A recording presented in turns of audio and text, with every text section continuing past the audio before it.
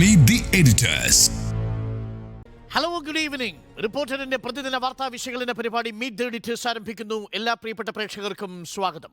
Secretariat March സംഘർഷ കേസിൽ youth Congress സംസ്ഥാന അധ്യക്ഷൻ രാഹുൽ മാങ്കൂട്ടത്തിലിന് ജാമ്യമില്ല. ആരോഗ്യ പ്രശ്നങ്ങൾ പരിഗണിച്ച് ജാമ്യം അനുവദിക്കണമെന്ന ആവശ്യം വഞ്ചിയൂർ കോടതി തള്ളി. ഈ മാസം 22 വരെ റിമാൻഡ് ചെയ്ത രാഹുലിനെ പൂജപ്പുര ജയിലിലേക്ക് മാറ്റി. ജാമ്യം തേടി നാളെ തന്നെ രാഹുൽ സെഷൻസ് കോടതിയിൽ അപ്പീൽ നൽകും. തുടങ്ങിയിട്ടേയുള്ളൂ എന്നും ജയിലിലേക്ക് പോകും വഴി രാഹുൽ റിപ്പോർട്ടറിനോട് പ്രതികരിച്ചു.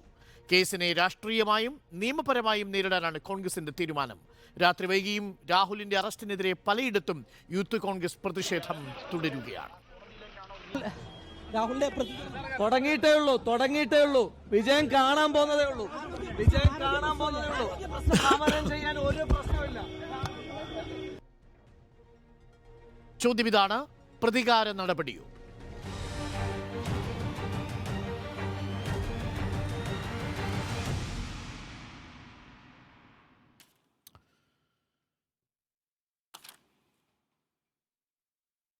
ബാലകൃഷ്ണൻ, 2022 ഡിസംബർ മാസം 20-ാം തീയതി സെക്രട്ടേറിയറ്റിന് മുന്നിൽ നടന്ന ഒരു വലിയ മാർച്ച്.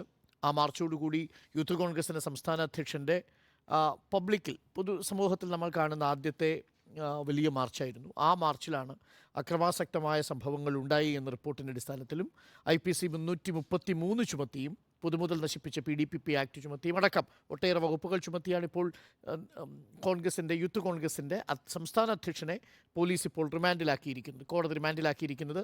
പോലീസിൻ്റെ വാദങ്ങൾ പലതുമുണ്ട്, നമ്മൾ ഈ ചർച്ചയുടെ അടുത്ത ഘട്ടത്തിൽ പറയും. പ്രതിപക്ഷം പറയുന്നത് ഭരണകൂട ഭീകരതയുടെ ഒരു ഉദാഹരണമാണ് എന്നാണ് പ്രതിപക്ഷ നേതാവ് പറയുന്നത്. അദ്ദേഹം മുൻകൂർ ജാമ്യത്തിന് അപേക്ഷ നൽകുന്നില്ല എന്ന നിലപാടുമെടുക്കുന്നു. രാഷ്ട്രീയം നേരിടാൻ പോവുകയാണ്. പ്രതികാര നടപടിയാണോ? നോക്കൂ അരുണ്, ഇപ്പം വളരെ സുപ്രധാനമായ 2 വകുപ്പുകളാണ് രാഹുൽ മാങ്കൂട്ടത്തിനെതിരെ പ്രധാനമായും ചുമത്തിയിരിക്കുന്നത്. രാഹുൽ മാങ്കൂട്ടത്തിൽ യൂത്ത് കോൺഗ്രസിൻ്റെ സംസ്ഥാന അധ്യക്ഷനായിരിക്കുന്നതുകൊണ്ട് അദ്ദേഹം നിയമത്തിന് മുകളിലാണെന്ന് ഞാൻ വിചാരിക്കുന്നില്ല. അത്തരത്തിൽ വളരെ സുപ്രധാന വകുപ്പുകൾ ചുമത്തിപ്പെട്ടിട്ടുണ്ട് എങ്കിൽ അദ്ദേഹത്തെ പോലീസിന് അറസ്റ്റ് ചെയ്യാം. ഒരു പോലീസ് നടപടി ഉണ്ടാകുന്നതിനും തെറ്റില്ല. നമ്മൾ പറയാറുണ്ടല്ലോ, പൊതുമുതൽ നശിപ്പിക്കരുത്, അത് പൊതു സ്വത്താണ്. അത്തരം ഉത്തമ പൗരബോധത്തിലേക്കൊക്കെ നമ്മൾ എത്തിച്ചേർന്നിട്ടുണ്ടെങ്കിൽ കാര്യങ്ങൾ നല്ലതായിരിക്കട്ടെ. പക്ഷേ എൻ്റെ പ്രശ്നം, ഇതൊരു ഒറ്റപ്പെട്ട സംഭവമാണ് എങ്കിൽ നമുക്കതിനെ ഈ രീതിയിൽ ന്യായീകരിക്കാം. വളരെ ശക്തമായ പോലീസ് വകുപ്പുകളുണ്ട്, ആ നിയമ പ്രശ്നമുണ്ട്. ആ വകുപ്പുകളുടെ അടിസ്ഥാനത്തിൽ അദ്ദേഹത്തെ അറസ്റ്റ് ചെയ്യുക എന്ന് പറയുന്നത് വളരെ സ്വാഭാവികമായൊരു നടപടിക്രമമായി നമുക്ക് കാണാമായിരുന്നു. പ്രശ്നം ഇതൊരു ഒറ്റപ്പെട്ട സംഭവമല്ല. തുടർച്ചയായി കേരളത്തിൽ ഇപ്പോൾ ഈ നവകേരള സദസ്സുമായി ബന്ധപ്പെട്ട എന്തെല്ലാം സംഭവങ്ങൾക്കാണ് കേരളം സാക്ഷ്യം വഹിച്ചത്. അതിൻ്റെ ഒരു ഭാഗമായിട്ടാണല്ലോ ഈ രാഹുൽ മാങ്കൂട്ടത്തിൽ പ്രതിയായിട്ടുള്ള ഒരു പ്രതിഷേധ സമരം സെക്രട്ടേറിയറ്റിന് മുമ്പിൽ നടന്നത്. അപ്പോൾ ഈ പോലീസ് ആക്ഷൻ എന്ന് പറയുന്നത് കേരളത്തിലൊരു നിരന്തര കാര്യമായി വരികയും പോലീസിന് വലിയ രീതിയിലുള്ള പ്രാധാന്യവും പ്രോത്സാഹനവും പിന്തുണയും ലഭിച്ചുകൊണ്ടിരിക്കുന്ന ഒരു സാഹചര്യത്തെയാണ് നമ്മൾ നോക്കിക്കാണേണ്ടത്. അതുകൊണ്ടാണ് VD സതീശൻ്റെ ആ പ്രസ്താവന ഞാൻ വളരെ ഗൗരവത്തോടെ കാണുന്നത്. ഭരണകൂട ഭീകരത എന്ന വാക്ക്, അതൊരു ഒറ്റപ്പെട്ട രാഹുൽ മാങ്കൂട്ടത്തിൽ എന്ന് പറയുന്ന യൂത്ത് കോൺഗ്രസ് സംസ്ഥാന അധ്യക്ഷനെ അറസ്റ്റ് ചെയ്തതുകൊണ്ട് ഭരണകൂട ഭീകരത സംഭവിക്കുന്നില്ല. മറിച്ച് കഴിഞ്ഞ ഏതാനും നാളുകളായിട്ട് അല്ലെങ്കിൽ ഒരു 1.5 മാസക്കാലമായിട്ട് കേരളത്തിൽ പോലീസിൻ്റെ ആക്ടിവിറ്റീസ് എന്തൊക്കെയാണ്, പോലീസിനെ കൊണ്ട് എന്തൊക്കെയാണ് ഈ സർക്കാർ ചെയ്തുകൊണ്ടിരിക്കുന്നത്. അപ്പോൾ അത്തരം കാര്യങ്ങളിൽ അതിൻ്റെ ഒരു തുടർച്ചയിലാണ് ഞാൻ ഈ സംഭവത്തെ കാണുന്നത്. ആ അർത്ഥത്തിൽ ഇതൊരു പ്രതികാര നടപടിയാണ് എന്ന് ഞാൻ കരുതുന്നു. ഇതൊരു ഭരണകൂട ഭീകരതയാണ് എന്ന് ഞാൻ കാണുന്നു. നോക്കൂ, ഇപ്പോൾ കല്യാശ്ശേരിയിൽ, അതൊന്നും ഞാൻ ആവർത്തിക്കുന്നില്ല, പക്ഷെ നമ്മൾ ഓർമ്മകളിൽ അതൊക്കെ ഉണ്ടാകണം. കല്യാശ്ശേരിയിൽ ഉണ്ടാകുന്ന സംഭവം, അതിനുശേഷം എറണാകുളത്തുണ്ടാകുന്ന സംഭവം, പിന്നീട് ആലപ്പുഴയിലുണ്ടാകുന്ന സംഭവം, കൊല്ലത്തുണ്ടാകുന്ന സംഭവം, ഏറ്റവും ഒടുവിൽ തിരുവനന്തപുരത്തുണ്ടാകുന്ന സംഭവം, ഈ പറയുന്ന പോലീസ് വേഴ്സസ് യൂത്ത് കോൺഗ്രസ്, പിന്നെ DYFI വേഴ്സസ് യൂത്ത് കോൺഗ്രസ്, ഈ രീതിയിലൊരു ക്രമസമാധാന പ്രശ്നം കഴിഞ്ഞ കുറേ നാളുകളായി കേരളത്തിലുണ്ട്. അതിൻ്റെ ഒരു തുടർച്ചയിൽ നടന്നൊരു സമരത്തിൻ്റെ ഭാഗമായി ഈ പറയുന്ന രാഹുൽ മാങ്കൂട്ടത്തിൽ നിന്ന് അറസ്റ്റ് ചെയ്യുമ്പോൾ ആ അറസ്റ്റിനെ ഞാനൊരു നിയമ നടപടിക്രമമായി കാണുന്നുണ്ട് എങ്കിലും അതൊരു ഒറ്റപ്പെട്ട സംഭവമായി കാണുന്നില്ല. അത് ഒരു പ്രതികാര നടപടിയായി കാണുന്നു എന്ന് മാത്രവുമല്ല, ഇപ്പോൾ എന്താണ് ഈ പറയുന്നതിൻ്റെ ഒരു അഡ്വാൻറ്റേജ് ആർക്കാണ് ഈ സംഭവത്തിൽ കിട്ടിയിരിക്കുന്നത്? ഞാൻ മനസ്സിലാക്കുന്നത്, ഇപ്പോൾ രാഹുൽ മാങ്കൂട്ടത്തിൽ യൂത്ത് കോൺഗ്രസിൻ്റെ സംസ്ഥാന അധ്യക്ഷനായി വരുമ്പോൾ ഒരു വലിയ പ്രതിച്ഛായ പ്രശ്നം അദ്ദേഹം നേരിട്ടിരുന്നില്ലേ? യൂത്ത് കോൺഗ്രസ് തെരഞ്ഞെടുപ്പുമായി ബന്ധപ്പെട്ട് വലിയൊരു വിവാദം റിപ്പോർട്ടർ TV പുറത്തു കൊണ്ടുവന്നിരുന്നു. എന്താണ് ആ വിവാദം? വ്യാജ തിരിച്ചറിയൽ കാർഡ് ഉപയോഗിച്ചുകൊണ്ട് ഈ തെരഞ്ഞെടുപ്പിൽ മാനിപ്പുലേഷൻ നടന്നു എന്നുള്ളതിൻ്റെ അടക്കമുള്ള കേസുകൾ നിലനിൽക്കുന്നു. അക്കാര്യത്തിൽ രാഹുൽ മാങ്കൂട്ടത്തിൽ ചോദ്യം ചെയ്യപ്പെട്ടിട്ടുണ്ട്. അതായത് ഒരു തെരഞ്ഞെടുപ്പിലൂടെ സംസ്ഥാനത്തെ യൂത്ത് കോൺഗ്രസിൻ്റെ അധ്യക്ഷ പദവിയിലേക്ക് വന്ന രാഹുൽ മാങ്കൂട്ടത്തിന് ആദ്യം തന്നെ ഒരു വലിയ വലിയ വിവാദത്തിൽ പെടേണ്ടി വന്നു. ആ രാഹുൽ മാങ്കൂട്ടത്തിൽ അങ്ങനെ ഒരു പ്രതിസന്ധിയിൽ നിൽക്കുമ്പോഴാണ് ഇന്ന് നോക്കൂ, വളരെ അത്ഭുതകരമായി അതിരാവിലെ പോലീസ് പിന്നെ രാഹുൽ മാങ്കൂട്ടത്തിൻ്റെ വീട്ടിലെത്തുന്നു വിതൗട്ട് എ നോട്ടീസ്. എന്നിട്ട് അവിടെ വെച്ചാണ് നോട്ടീസ് സെർവ് ചെയ്തിട്ട് അറസ്റ്റ് ചെയ്യുന്നത്. അതൊക്കെ തന്നെ ആ വീട് വളഞ്ഞിട്ടാണെന്നൊക്കെ ആ അമ്മ പറയുന്നു. അതുപോലെ തന്നെ ഒരു കോളിംഗ് ബെല്ല് പോലും അടിച്ചിട്ടില്ല എന്ന് പറഞ്ഞു. ഇത്രയും വലിയൊരു അങ്ങനെയൊക്കെ ഒരു അന്തരീക്ഷം ഉണ്ടാക്കി അറസ്റ്റ് ചെയ്യേണ്ട ഒരാളാണ് രാഹുൽ മാങ്കൂട്ടത്തിൽ. അങ്ങനെ ഒരു അടിയന്തര സാഹചര്യം ഉണ്ടായിരുന്നു. ഈ പ്രശ്നങ്ങളൊക്കെ ഉണ്ട്.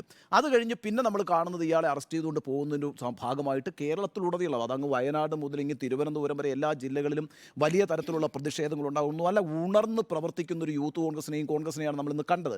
ആ അർത്ഥത്തിൽ ഈ പറയുന്ന ഒറ്റയടിക്ക് ഈ വ്യാജ തിരിച്ചറിയൽ കാർഡ് അടക്കമുള്ള വിവാദങ്ങൾ റദ്ദാക്കിക്കൊണ്ടൊരു വലിയ രീതിയിൽ രാഹുൽ മാങ്കൂട്ടത്തെ ഒരു ഹീറോയാക്കുന്ന അവസ്ഥയാണ് നമ്മൾ കാണുന്നത്. മാധ്യമങ്ങൾ അതിനകത്ത് വലിയൊരു റോൾ വഹിക്കുകയും ചെയ്തിട്ടുണ്ട്. മാധ്യമങ്ങളിൽ നിന്ന് നോക്കിയാൽ രാവിലെ മുതൽ ഈ നിമിഷം വരെ നിരന്തരമായി ആ വാർത്തകളാണ് നൽകിക്കൊണ്ടിരിക്കുന്നത്. മാത്രമല്ല, നമ്മുടെ റിപ്പോർട്ടർമാരടക്കം എല്ലാ ദൃശ്യമാധ്യമങ്ങളുടെയും റിപ്പോർട്ടർമാർ രണ്ട് വരി പറയുമ്പോൾ ഒരു വാക്കായിട്ട് രാഹുൽ മാങ്കൂട്ടത്തിൽ എന്നിങ്ങനെ പറഞ്ഞുകൊണ്ടിരിക്കുകയാണ്. ആ അർത്ഥത്തിൽ വലിയൊരു ഹീറോയായി രാഹുൽ മാങ്കൂട്ടത്തിൽ മാറിയിരിക്കുന്നു എന്നുള്ളത് ഒന്നാമത്തെ കാര്യം. രണ്ടാമത്തെ ഒരു കാര്യം കൂടി പറഞ്ഞാൽ ആദ്യത്തെ എൻ്റെ കമൻറ്റ് അവസാനിപ്പിക്കാം. നോക്കൂ, ഇന്ന് വളരെ പ്രധാനപ്പെട്ട ഒരു സമരം കേരളത്തിൽ നടന്നിട്ടുണ്ട്. അതെന്താണ്?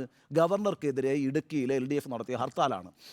കേരളത്തിൻ്റെ നിയമസഭ ഐകകണ്ഠേന പാസ്സാക്കിയ ഒരു ബില്ലിൽ ഒപ്പുവെക്കാൻ വിമുഖത കാണിക്കുന്ന ഗവർണർക്കെതിരെ അതിലേറ്റവും കൂടുതൽ അഫക്റ്റഡ് ആയിട്ടുള്ള ഒരു ജനത ഇടുക്കിയിൽ ഒരു ഹർത്താൽ നടത്തുന്നു. അതുപോലെ തന്നെ LDFൻ്റെ ഒരു മാർച്ച് രാജ്ഭവനിലേക്ക് നടക്കുന്നു. വളരെ പൊളിറ്റിക്കലായ ഒരു സമരം ഇന്ന് കേരളത്തിൽ നടന്നിട്ടുണ്ട്. വളരെ ഇമ്പോർട്ടൻ്റ് ആയ ഒരു സമരം നടന്നിട്ടുണ്ട്.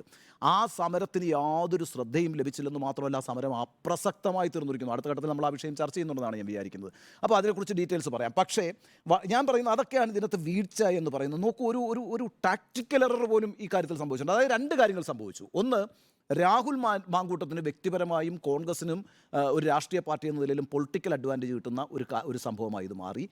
രണ്ട്, കേരളത്തിൽ നടന്ന വളരെ സുപ്രധാനമായ ഒരു സമരത്തിൻ്റെ ശ്രദ്ധയിൽ നിന്ന് അതിൽ നിന്ന് ജനകീയ ശ്രദ്ധ മാറുകയും ചെയ്തു. ഈ രണ്ട് കാര്യങ്ങൾ സംഭവിച്ചിരിക്കുന്നു. മൂന്നാമത്തെ കാര്യം, ഞാനിതൊരു ഒറ്റപ്പെട്ട സംഭവമായി കാണുന്നില്ല. നിങ്ങളിങ്ങനെ ഈ പോലീസിനെ ഉപയോഗിച്ച് ആരെയും പിടിച്ച് അകത്തിട്ട് കളയും എന്നൊക്കെയുള്ളൊരു ഇമേജ് ബിൽഡ് ചെയ്തുകൊണ്ട് വന്നാലൊന്നും അത്തരം ഭയത്തിലേക്ക് പോകുന്ന ഒരു രാഷ്ട്രീയ സൊസൈറ്റി അല്ല കേരളം. കേരളം ഇതിനപ്പുറത്തുള്ള വലിയ പോലീസ് മന്ത്രിമാരെ കണ്ടിട്ടുണ്ട്. ഇതിനൊക്കെ അപ്പുറത്തുള്ള വലിയ പോലീസ് മേധാവികളെ കണ്ടിട്ടുണ്ട്. അവരെയൊക്കെ വരച്ച വരയിൽ നിർത്തിയിട്ടുമുണ്ട് കേരളത്തിലെ ജനത. അപ്പോൾ അതുകൊണ്ട് ഇത്തരത്തിലുള്ള കാര്യങ്ങൾ നടത്തിയ ആളുകളെ പേടിപ്പിച്ച് കളയാം എന്നൊന്നും സർക്കാർ വിചാരിക്കേണ്ട എന്നുകൂടിയാണ് എനിക്ക് ആദ്യഘട്ടത്തിൽ പറയാനുള്ളത്. ഇത് പ്രതികാര നടപടി എന്നതിനൊപ്പം അപ്പുറം രാഷ്ട്രീയ വിഡ്ഢിത്തം എന്ന് ഞാൻ ഇതിനെ പറയും. നേരത്തെ ഉണ്ണി ബാലകൃഷ്ണൻ പറഞ്ഞ കാര്യങ്ങളോട് ഞാൻ യോജിക്കുകയാണ്. അതിൽ പ്രധാനമായും തോന്നുന്ന ചില കാര്യങ്ങളൊന്ന്, രാഹുലിനെ അറസ്റ്റ് ചെയ്ത രീതിയാണ് വലിയ തോതിൽ അത് വിമർശിക്കപ്പെടും അല്ലെങ്കിൽ ചർച്ച ചെയ്യപ്പെടുമെന്ന് തന്നെയാണ് ഞാൻ കരുതുന്നത്. പുലർച്ചെ വീട്ടിൽ പോയി വാതിൽ തുറന്ന് ബെഡ്റൂമിൽ നിന്ന് അറസ്റ്റ് ചെയ്യേണ്ട ഒരു സാഹചര്യം യഥാർത്ഥത്തിലില്ല. രാഹുൽ ഇവിടെയൊക്കെ തന്നെ ഉണ്ടായിരുന്നു. അപ്പോൾ അങ്ങനെ ഒരു അറസ്റ്റ് നടപടിയിലേക്ക് എന്തിനു പോയി എന്നുള്ള ചോദ്യം അവിടെ നിൽക്കുന്നു. അത് കൃത്യമായും ഹെഡ് ക്വാർട്ടേഴ്സിൽ നിന്നുള്ള നിർദ്ദേശം ലഭിച്ചതിൻ്റെ അടിസ്ഥാനത്തിലാണ് എന്ന് തന്നെ മനസ്സിലാക്കണം. കഴിഞ്ഞ 3 ദിവസമായി പോലീസിന് മേൽ ഈ രൂപത്തിൽ സമ്മർദ്ദമുണ്ടായിരുന്നു എന്നുള്ള വിവരം നമുക്ക് ലഭിക്കുന്നുണ്ട്. അപ്പോൾ ഇന്ന് രാഹുലിൻ്റെ അമ്മയും നമ്മളോട് പ്രതികരിക്കുമ്പോൾ പറയുന്നുണ്ട്, ഈ പോലീസുകാരൻ കൃത്യമായി മുകളിലേക്ക് പറയുന്നുണ്ട്, ചെയ്തു, ഇത്ര കാര്യങ്ങൾ ചെയ്തിട്ടുണ്ട്, ഇപ്പോൾ ഇറങ്ങി വരും എന്ന് തുടങ്ങി നിർദ്ദേശത്തിനനുസരിച്ച് ഞങ്ങൾ ഇത്രയും കാര്യങ്ങൾ ചെയ്തു എന്ന് ആരോട് ബ്രീഫ് ചെയ്യുകയാണ്. അപ്പോൾ ആ കാര്യങ്ങൾ കണ്ടിട്ടുണ്ട് എന്ന് രാഹുലിൻ്റെ അമ്മയും സാക്ഷ്യപ്പെടുത്തുന്നുണ്ട്. അപ്പോൾ അത് നമ്മുടെ മുന്നിൽ ഉണ്ട്. പിന്നെ ഈ സമരവുമായി ബന്ധപ്പെട്ട് പറയുന്ന കാര്യങ്ങൾ, പട്ടികയുണ്ടായിരുന്നു, കൊടിയുടെ വടിയുണ്ടായിരുന്നു, അത് ഏത് രൂപത്തിൽ പ്രയോഗിച്ചു, ഷീൽഡ് തകർക്കാൻ വേണ്ടി പട്ടിക കൊണ്ട് തകർക്കുന്നതൊക്കെ നമ്മൾ കണ്ടിട്ടുള്ളതാണ്. പോലീസ് തിരിച്ചടിക്കുന്നതും ചോര പൊടിയുന്നതും നമ്മൾ കണ്ടിട്ടുള്ളതാണ്. പോലീസുകാരനും പരിക്കേറ്റിട്ടുണ്ട്, KSU പ്രവർത്തകർക്കും പരിക്കേറ്റിട്ടുണ്ട്. ഇപ്പോൾ KSU പ്രവർത്തകർ 26 പേർക്കെതിരെ 26 പേരെ അറസ്റ്റ് ചെയ്തു. 4 പേരെ വെച്ച് ബാക്കിയുള്ളവർ ജാമ്യം നേടി ഇപ്പോൾ പുറത്തിറങ്ങിയിട്ടുണ്ട്. അപ്പോൾ ഇതൊക്കെ ഉണ്ടായിട്ടുണ്ട്. അപ്പോൾ ഇത്രയും ദിവസം ഉണ്ടായിട്ടും രാഹുലിനെ അറസ്റ്റ് ചെയ്തിട്ടില്ല. അപ്പോൾ രാഹുലിനെ അറസ്റ്റ് ചെയ്യാൻ പ്രത്യേക സമയം എടുക്കുന്നു എന്നുള്ളതാണ്. ഇത് നേരത്തെ പറഞ്ഞ പോലെ LDFൻ്റെ 2 പ്രധാനപ്പെട്ട സമര പരിപാടി ഉണ്ടായ ദിവസം രാജ്ഭവനിലേക്ക് 10,000 കർഷകർ പങ്കെടുക്കുന്ന LDF മാർച്ച് എന്നാണ് അവർ അവകാശപ്പെട്ടിരുന്നത്. ഇടുക്കിയിൽ LDFൻ്റെ ഹർത്താലുമുണ്ട്. അപ്പോൾ അതിൻ്റെയൊക്കെ നിറം കെടുത്തുന്ന രീതിയിൽ, അല്ലെങ്കിൽ അതിന് മാധ്യമ ശ്രദ്ധ ലഭിക്കുന്നതിനപ്പുറം രാഹുലിന് ലഭിക്കുകയാണ്. രാഹുലിന് ഉണ്ടായിരുന്ന നെഗറ്റീവ് ഇമേജ്, നേരത്തെ പറഞ്ഞതുപോലെ, നേരത്തെ ആ കേസുണ്ടല്ലോ, വ്യാജ ID കാർഡ് കേസ്, അതിൽ രാഹുലിനെ വിളിച്ചു വരുത്തി ചോദ്യം ചെയ്തതാണ്.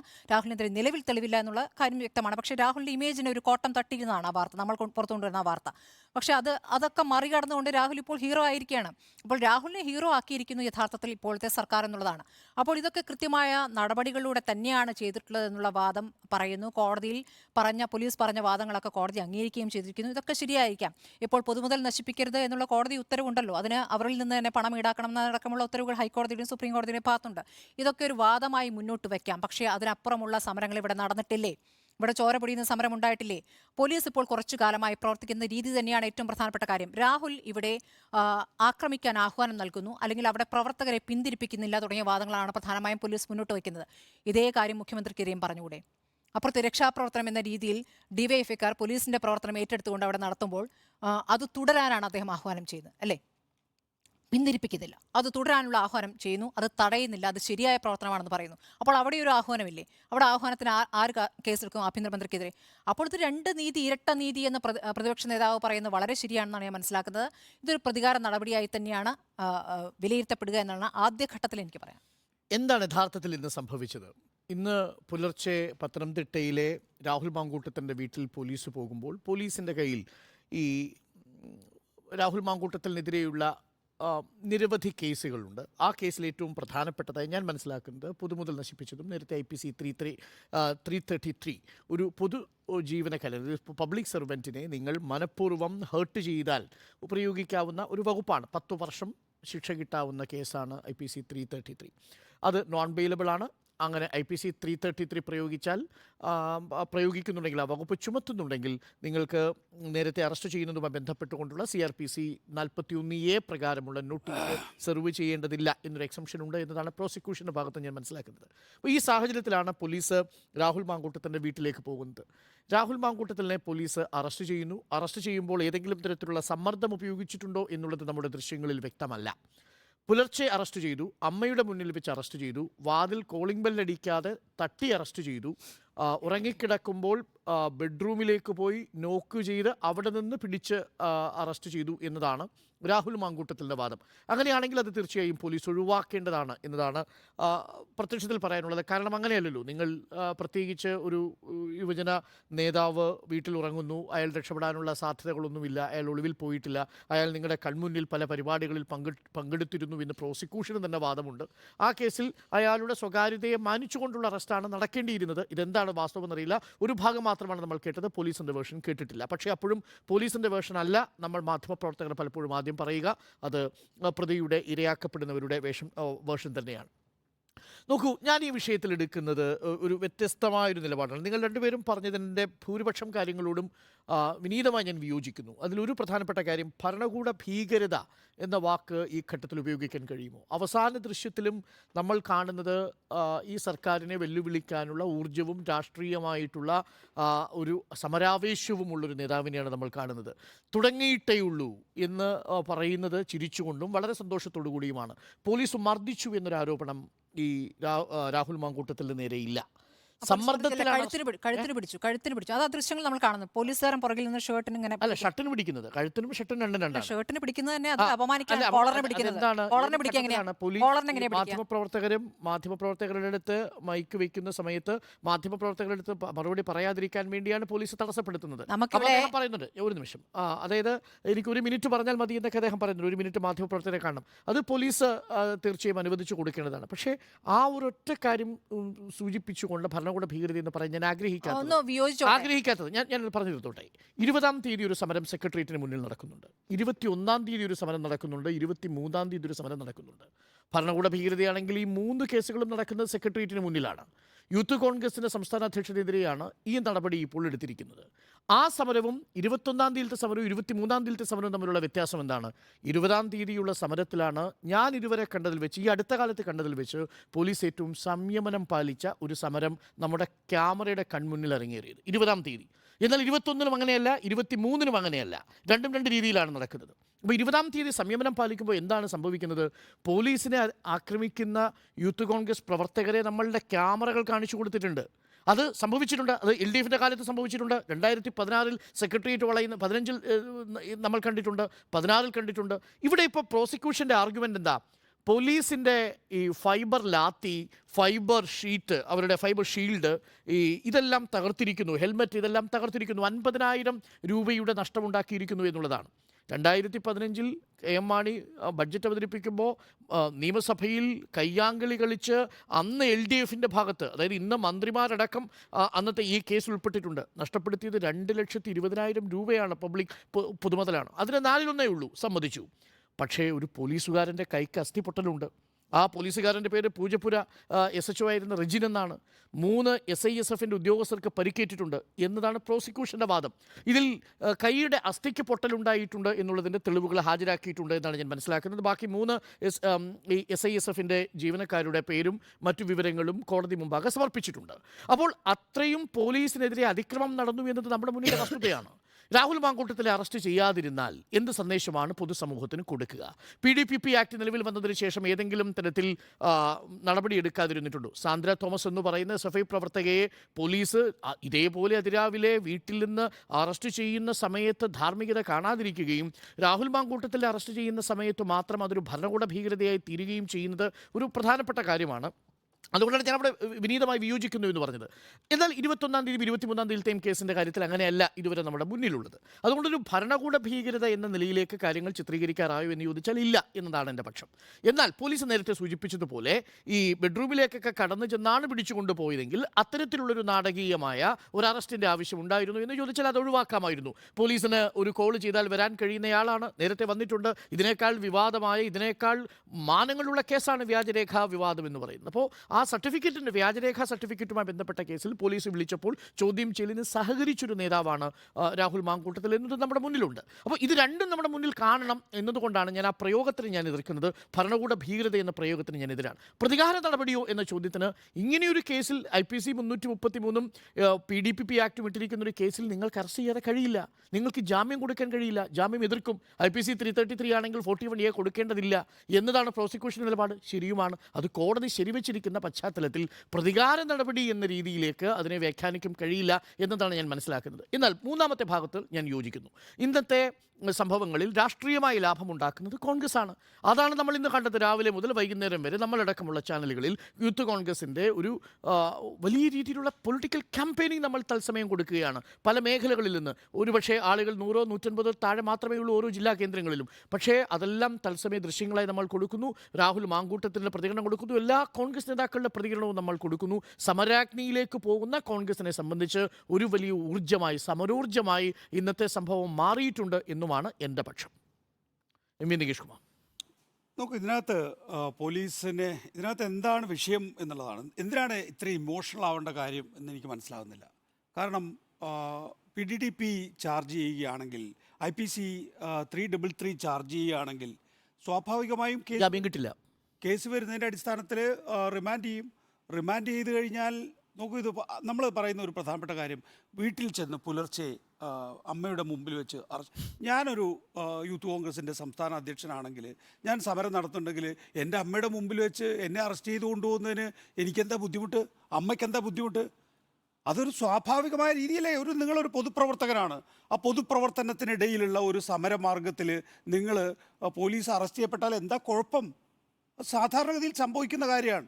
പിന്നെ എങ്ങനെയാണ് ഈ PDPP ആക്ട് പ്രകാരവും IPC 333 പ്രകാരവും ചാർജ് ചെയ്യപ്പെട്ട ഒരാളെ അറസ്റ്റ് ചെയ്യാതിരിക്കുക? അങ്ങനെ അറസ്റ്റ് ചെയ്യാതെ ഇരുന്നിട്ടുണ്ടോ?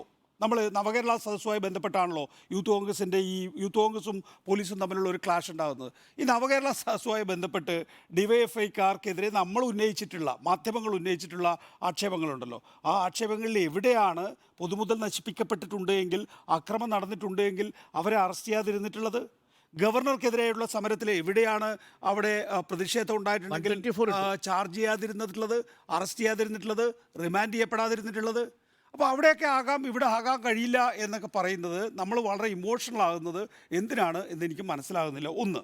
രണ്ട്, ഇത് രാഷ്ട്രീയ ലാഭം ഉണ്ടാക്കുകയാണ്. അതുകൊണ്ട് രാജ്ഭവൻ മാർച്ച് അങ്ങ് മറഞ്ഞുപോയി. അത് രാഷ്ട്രീയ ലാഭം ഉണ്ടാക്കാൻ വേണ്ടി ഈ കേസ് വിട്ടുകൊടുക്കുകയായിരുന്നെങ്കിൽ അറസ്റ്റ് ചെയ്യാതിരുന്നാൽ പോരെ? അപ്പോൾ ഈ പറയുന്ന LDFൻ്റെ മാർച്ച് നടക്കുന്ന ദിവസം ഈ അറസ്റ്റ് ഒഴിവാക്കിയാൽ പോരെ? അപ്പോൾ ആ അറസ്റ്റ് അതിനും അപ്പുറത്തേക്ക് വെറുമൊരു നീതിന്യായ നടപടിയായിട്ടല്ലേ അതിനെ കാണേണ്ടത്? അപ്പോൾ എനിക്ക് സത്യം പറഞ്ഞാൽ ഇന്നത്തെ പിന്നെ രാവിലെ മുതൽ വലിയ വിസിബിലിറ്റി കൊടുത്തു എന്നുള്ളതാണ്. PC ജോർജിനെ അറസ്റ്റ്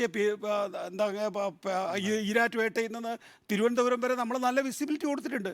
വാർത്താ ചാനലിൻ്റെ ഒരു പ്രധാനപ്പെട്ട ഒരു ദൗർബല്യവും അതാണ്. കാരണം നമ്മളെ സംബന്ധിച്ചിടത്തോളം മറ്റു വാർത്തകളില്ല എങ്കിൽ നമ്മൾ രാവിലെ മുതൽ രാത്രി വരെ നടത്തുന്ന ആ ആക്ടിവിറ്റി മുഴുവനായി തത്സമയം സംപ്രേഷണം ചെയ്യും.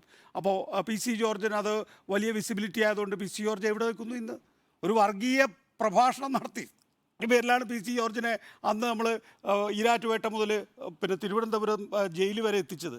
അപ്പോൾ അതിൽ അതൊന്നുമല്ല ഞാൻ പറയുന്നത്. ഇതിനകത്തുള്ള ഒരു വിഷയം എന്ന് പറയുന്നത് ശരിയായിരിക്കാം. ഈ പറയുന്ന രാഹുൽ മാങ്കൂട്ടത്തിലിൻ്റെ ആദ്യത്തെ ഒരു പൊതുപരിപാടിയാണിത് അല്ലേ?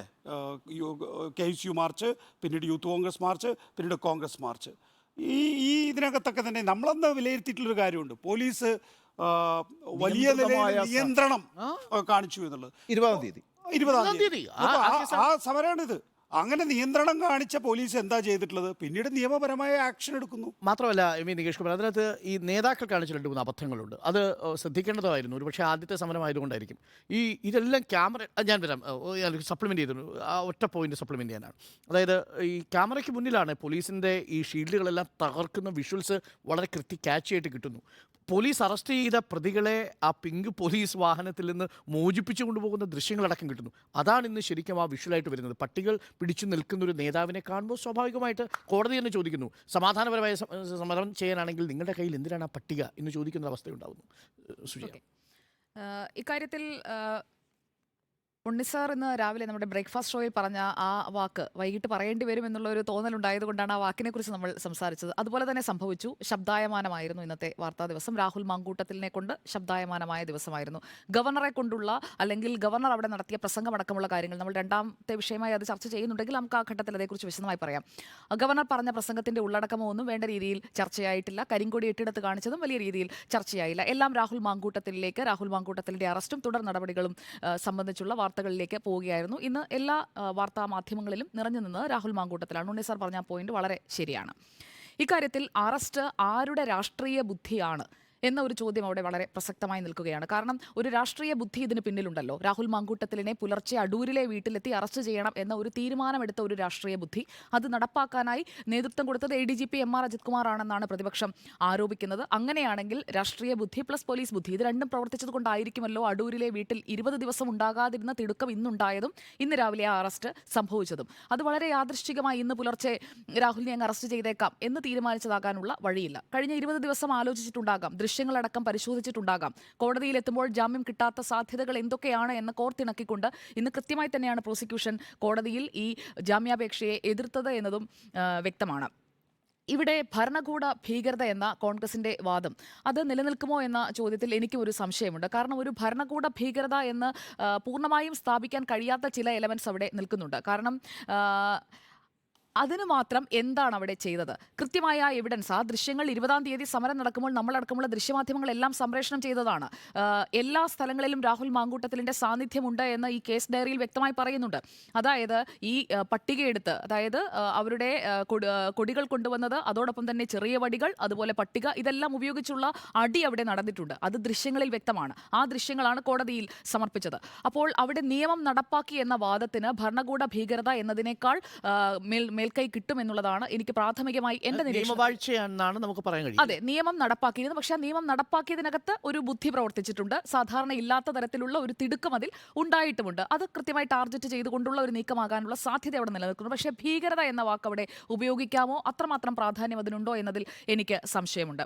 ഇക്കാര്യത്തിൽ അറസ്റ്റിനെ രാഷ്ട്രീയമായി നേരിടുന്ന ഒരു രാഹുൽ മാങ്കൂട്ടത്തിലിനെയാണ് നമുക്ക് കിട്ടിയ എക്സ്ക്ലൂസീവ് പ്രതികരണത്തിൽ നമ്മൾ കാണുന്നത്. വിജയൻ കാണാനിരിക്കുന്നതേയുള്ളൂ എന്നാണ് പറഞ്ഞത്. അതൊരു വെല്ലുവിളിയാണ്. സമരവേളയിലും അത് തന്നെയാണ് കണ്ടത്. അപ്പോൾ രാഷ്ട്രീയമായി അറസ്റ്റിനെ അടക്കം ഉപയോഗിക്കുക എന്ന യൂത്ത് കോൺഗ്രസിന്റെ താല്പര്യം ഇന്നത്തെ വാർത്താ ദിനത്തിൽ ഉടനീളം നമുക്ക് കാണാൻ കഴിഞ്ഞിട്ടുണ്ട്.